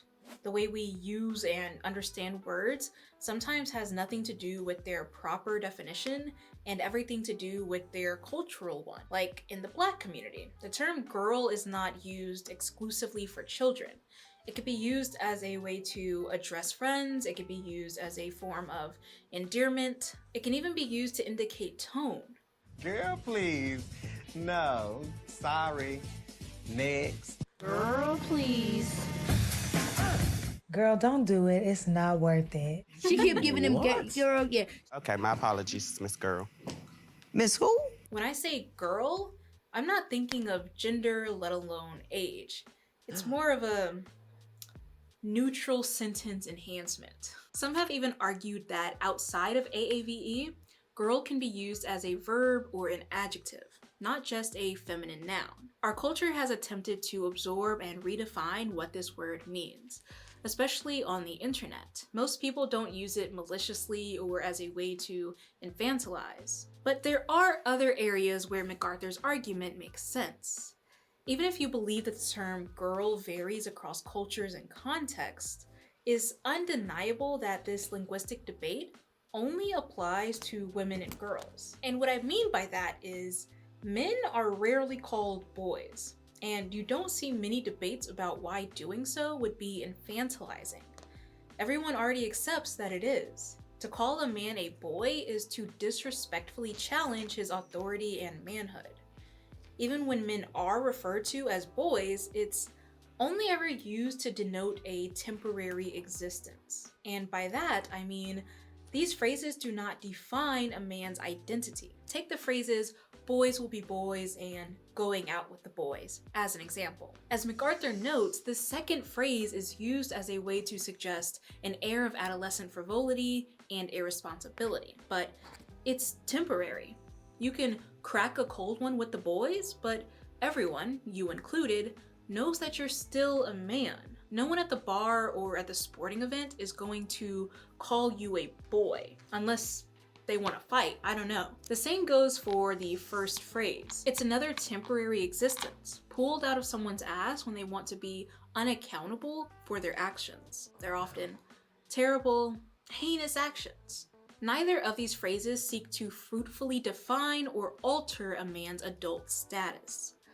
But this logic doesn't apply to women. Women are girls forever, regardless of age and regardless of context. There's no such thing as a temporary infantile state for women. So what the fuck does all of this mean? This gender gap speaks to a wider cultural issue. To get old as a woman is to lose value, especially within a conservative, patriarchal society. Men, on the other hand, are expected and encouraged to age. They're christened into manhood when they're still adolescents, while women live and die as little girls. It's a belief rooted in misogyny. If we look at this debate through a gendered lens, the term girl becomes less neutral or culturally malleable, as we previously argued. Maybe MacArthur was onto something, and maybe the only thing user bunch of numbers is online. Looking at it from a gendered perspective, the term girl comes preloaded with misogynistic connotations, and as such, we're unable to fully shake it of its adolescent signifiers. Not only does the term girl refer to adolescence, but within a misogynistic culture, it implies immaturity, frivolity, innocence, and irresponsibility. In that case, when we call a woman a girl, we might actually be infantilizing her. We're denying her of her adulthood. That brings us back to the girlissance and the most vocal participants within it, the 20 to 30 somethings. MacArthur argues that calling women in their 20s and 30s girl is damaging, precisely because these women are still forming their adult identity. They're figuring out what it means to have more responsibility and more agency than they did as children. And so using the term girl strips them of their budding adult identity and makes them feel less mature and responsible. In the minds of user bunch of numbers, this argument is not enough. Language alone doesn't prove that the girlissance is infantilizing. What about that context and culture we were talking about earlier? Doesn't that count? Doesn't that give the movement the benefit of the doubt? Well, yes, actually it does. It's possible that those who use the term girl aren't using it as a way to inherently infantilize. Good for them. But as MacArthur noted, the impact might outweigh the intent, though I don't think user bunch of numbers will like this answer either. None of this matters anyway. The entire trend is satire. No one is taking it seriously. Damn. I'm working on another bag. This is what I'm doing so far. And then the other side is this.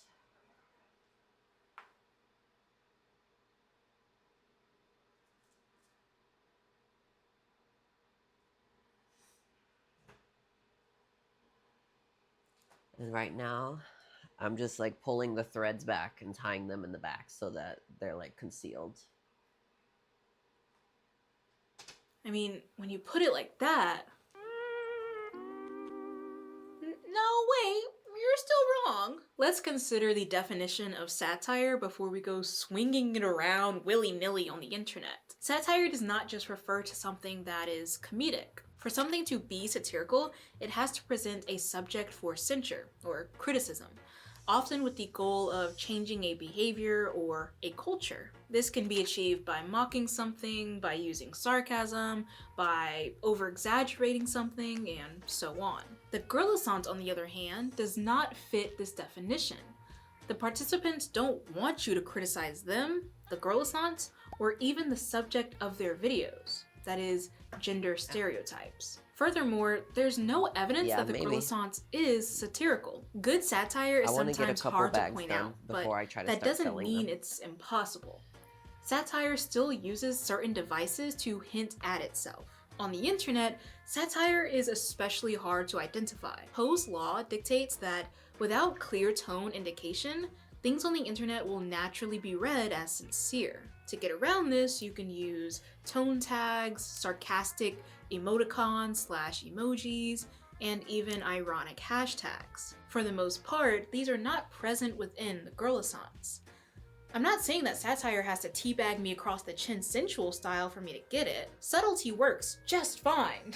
But not even that is present. To be fair, in girl math videos, people do sometimes laugh, and they do sometimes use incongruity to imply satire. But the overall sentiment within the niche prevails that while silly, girl math is still relatable and real, meaning that the participants aren't mocking their subjects, which are consumerism and feminine stereotypes. They're reinforcing them. The only other clear example of satire in the movement is the use of the song Just a Girl by No Doubt.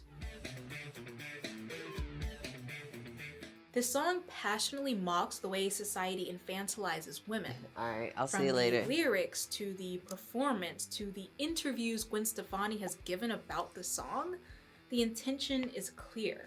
The Just a Girl trend is less clear. It doesn't even use the satirical parts of the song.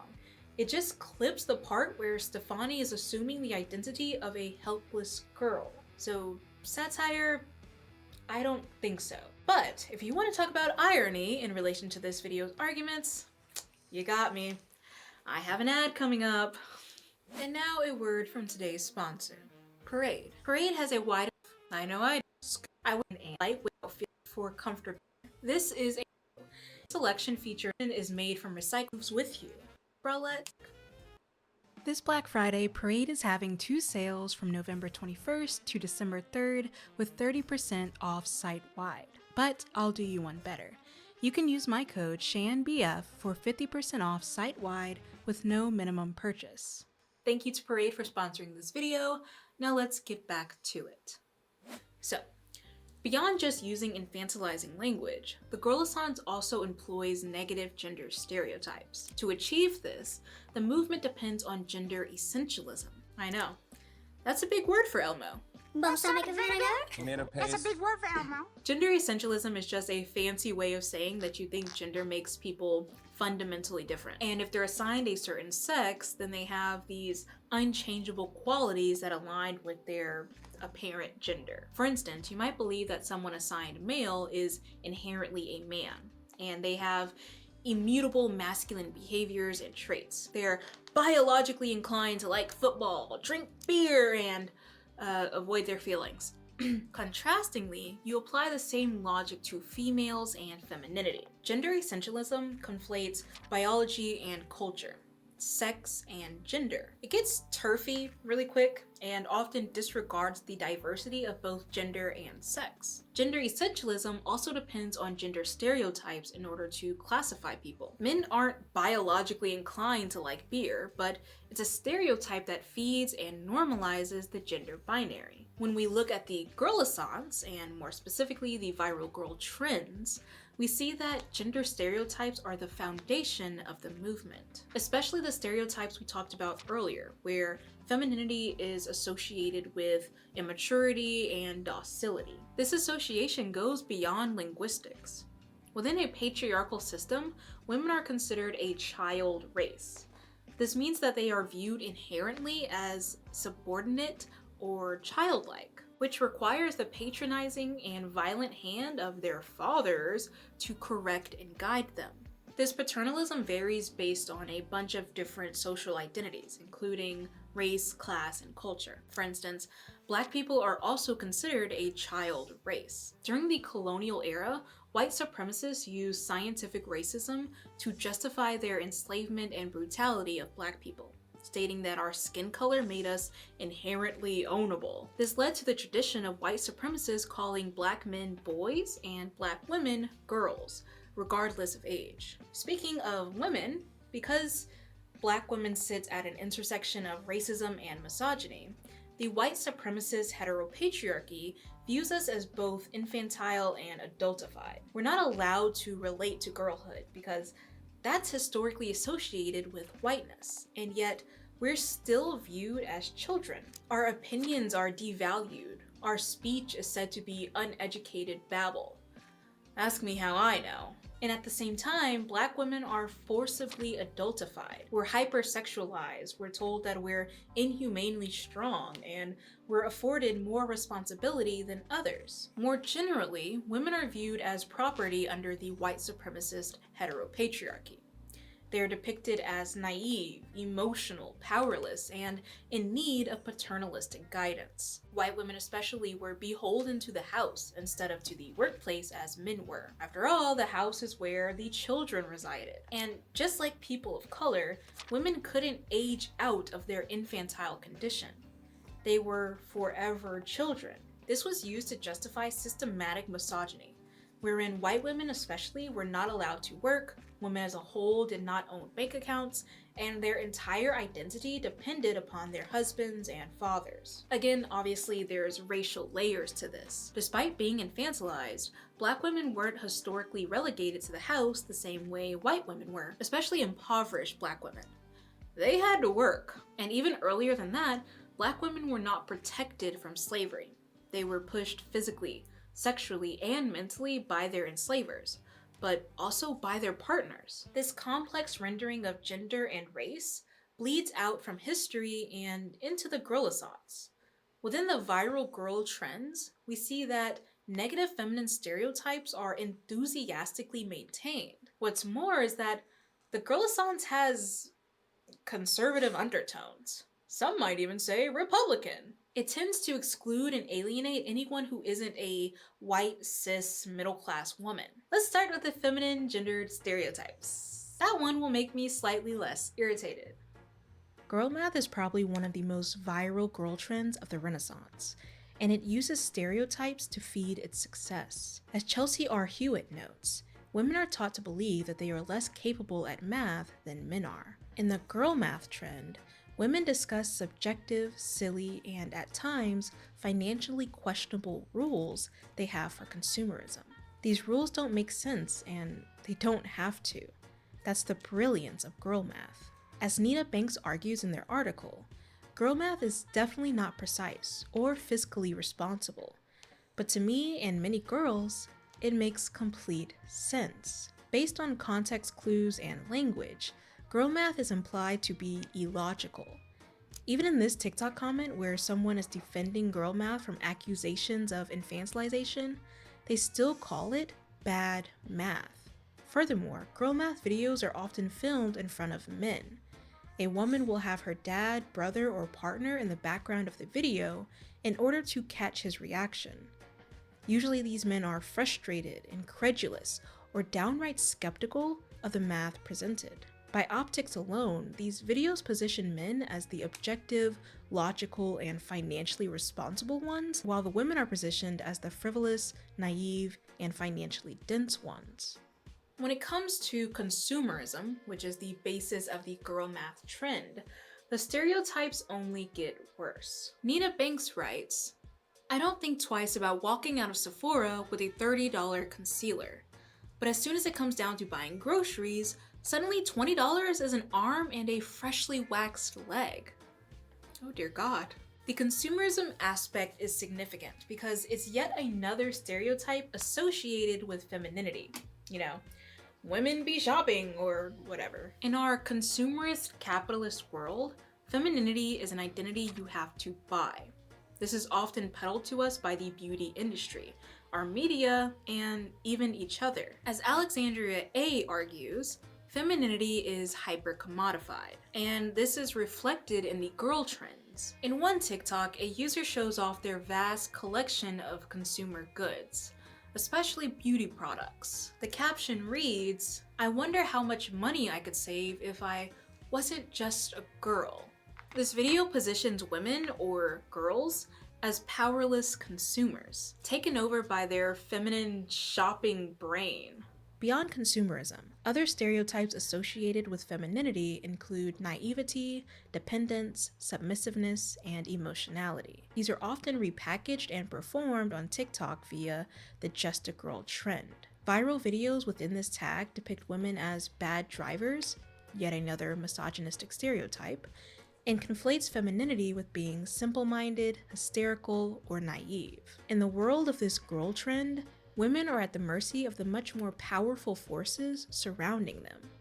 Whether those forces are the consumer market, their parents, or their masculine partners isn't the point. The point is that the just a girl trend posits that women, or girls, are wholly defenseless and lack autonomy. Which is kind of weird and misogynistic and odd, but it kind of makes sense, especially when we realize which movements the Girlissance is mirroring. The Girlissance is eerily similar to the girl power movement. This was a movement spearheaded by the Spice Girls in the 90s, and arguably lasted through the 2010s. Maybe before the not like other girls discourse took hold, but I'm thinking specifically of like 2016. It was a time defined by pink hats, the Hillary Clinton brunch signs, and the sparkly commodification of feminism. It was about being a girl in a man's world. It was about reclaiming and weaponizing the imagery of girlhood. But it was also about depoliticizing feminism and returning femininity to the realm of conservative/capitalist politics. Girl power is considered neoliberal, which is a convoluted term, especially online. To draw a concrete definition, neoliberalism is a set of economic and political views and policies used to administer a capitalist state, which is characterized by attacks on, or even the total destruction of, many previous concessions to the working class, welfare, and other social programs. Not only that, but girl power is also post-feminist. This means that it exists alongside the idea that feminism is so over. Everyone already has rights now, so feminism is deemed unnecessary. Bay argues that the girl power movement removed girls and girlhood from the domain of being strong, proactive, and smart to that of being sexualized, individualistic, and eternal beauty-oriented. That's a big word for Elmo. What's more is that the girl power movement was largely consumerist and was uncritically accepted by the public. As Anita Harris argued, the movement was co-opted and simultaneously created by capitalism. It was used as a way to make women and girls into perfect consumers. There was merch, there was media, there was marketing campaigns, and these all served a consumer capitalist purpose. The Girlissance is the natural extension of the girl power movement. It picked up where the pink hats of 2016 left off. We became enamored with the corporate wet dream that was Barbie.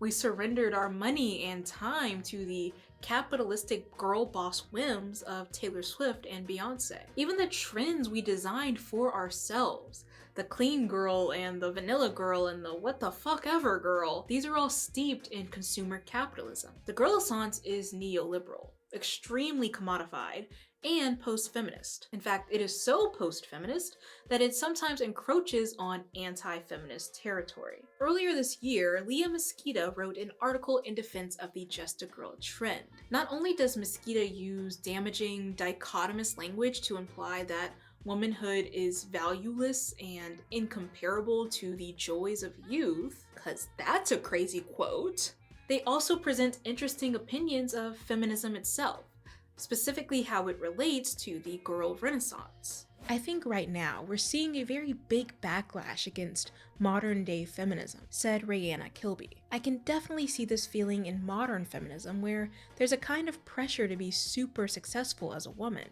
You have to desire to be a CEO and you have to desire to be the same as a man rather than be equal and have equal opportunities and desires and passions that are respected. Inadequacy is probably the best word for how people feel about feminism right now.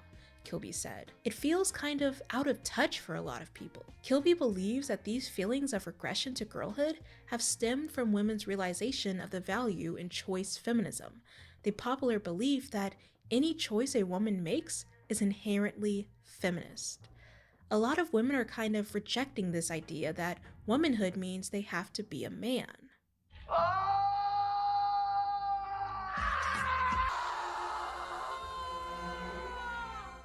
Anyways, I'm not saying that Mosquito's article speaks to the entirety of the girl Renaissance. I am saying, however, that the politics of the girl Renaissance creates a space for Mosquito's beliefs to fester. The girl Renaissance, particularly the girl trends, are influenced by the white supremacist heteropatriarchy. It implies that women are all infantile, powerless, and ignorant. It pushes the notion that women should be taken care of by their much more powerful husbands and parents.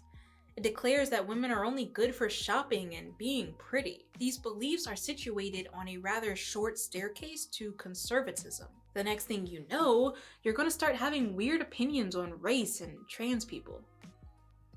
Oh wait. No, that's already happening in the girl Renaissance too. Since its inception, the movement has shifted to include various hierarchies of race, class, and gender. It favors the experiences of Western white women, especially women who are cis, able-bodied, neurotypical, and middle to upper class. While other demographics do participate within the movement, these women are the faces of it. Their videos get the most likes, the most views, the most praise. Their narratives become the narrative. Their experiences are exalted, while women and girls of other demographics become sidelined once more. This leads to whiteness yet again becoming the default experience and narrative in the conversation of femininity and girlhood. For instance, everyone keeps using the word innocence to describe the movement. They want to return to innocence. Participants evoke daintiness and incorruptibility. These are words that are historically associated with whiteness and white supremacy. Black children, specifically black girls, are never afforded that identity. Neither are children of other races.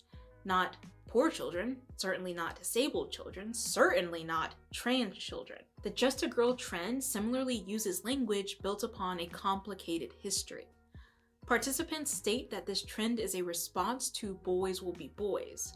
They consider it a way to shift responsibility in similar ways. However, they fail to see how white-centric that is. In regards to white women and to other non-black women, the idea of being small, dainty, and just a girl has been used to justify violence and bigotry against black people for centuries. Do you remember Maya Ponsetto, the 22-year-old known as Soho Karen? She went viral in 2020 for accusing a 15-year-old black boy of stealing her phone. Spoiler, he didn't. Regardless, she physically assaulted him in front of numerous witnesses. And afterwards, do you know what she said? Basically, I'm a 22-year-old girl. Racism, how is one girl accusing a guy about a phone a crime? He's 14. That's what they're claiming. Yeah, I'm 22. I've lived probably just the same amount of life as him. Yeah. Furthermore, the girl Renaissance is cis-normative. Look at how trans women are treated in the movement when they try to reclaim girlhood the same way cis women do. They're vilified.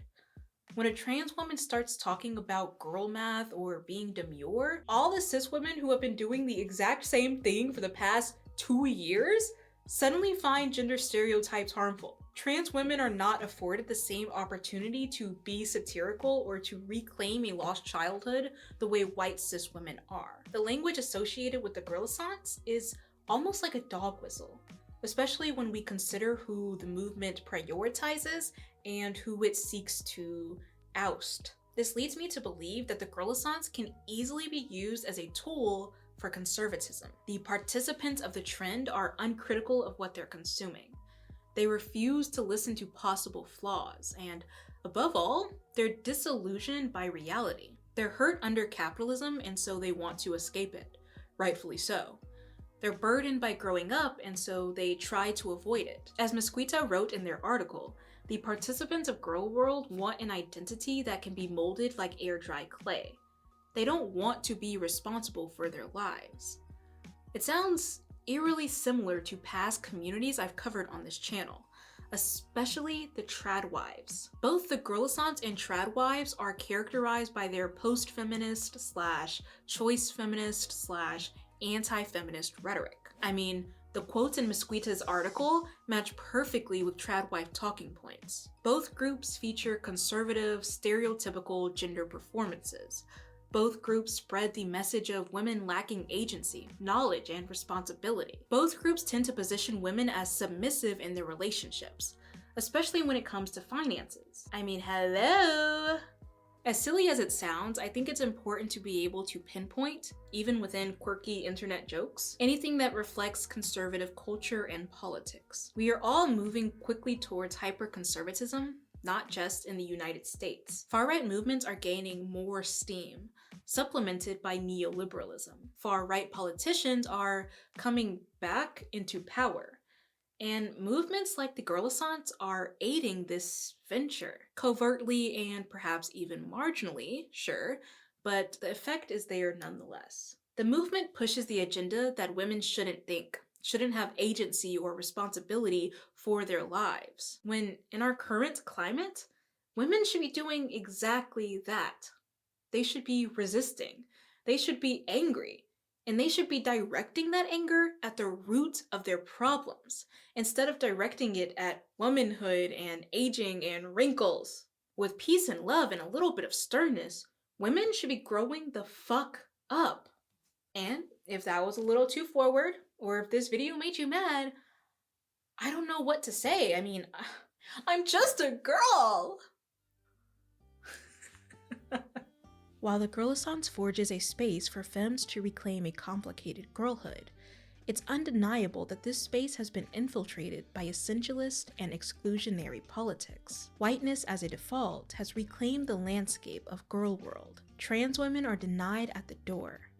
Marginalized women are afforded scraps, but this behavior isn't only a concern for those left out. Women and girls as a whole are uncritically digesting content that diminishes them, their value, and their force in this world. Rather than subverting the rhetoric that enables subjugation, the Girlissance seeks to uphold it, complementing it, re-articulating it for the newer generations. I'm not here to tell you what to do, who to follow, or how to be. I only ever ask for you to look closer.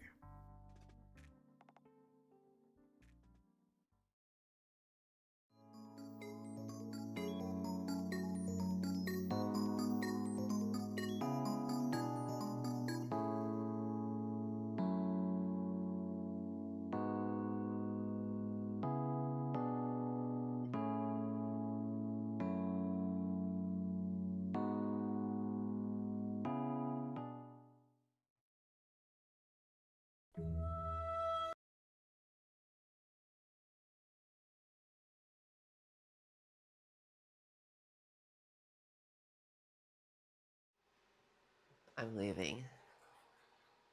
I'm tired. This is taking way longer than I thought. So sleepy. Womp womp womp. Womp womp womp. It looks kind of weird, but this is the first one. Honestly, I just want to test out the thingies, the patterns. But I'm sleepy.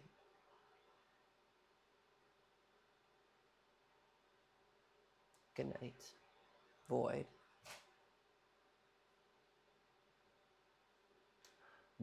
Bye. Oh, wait. Not yet.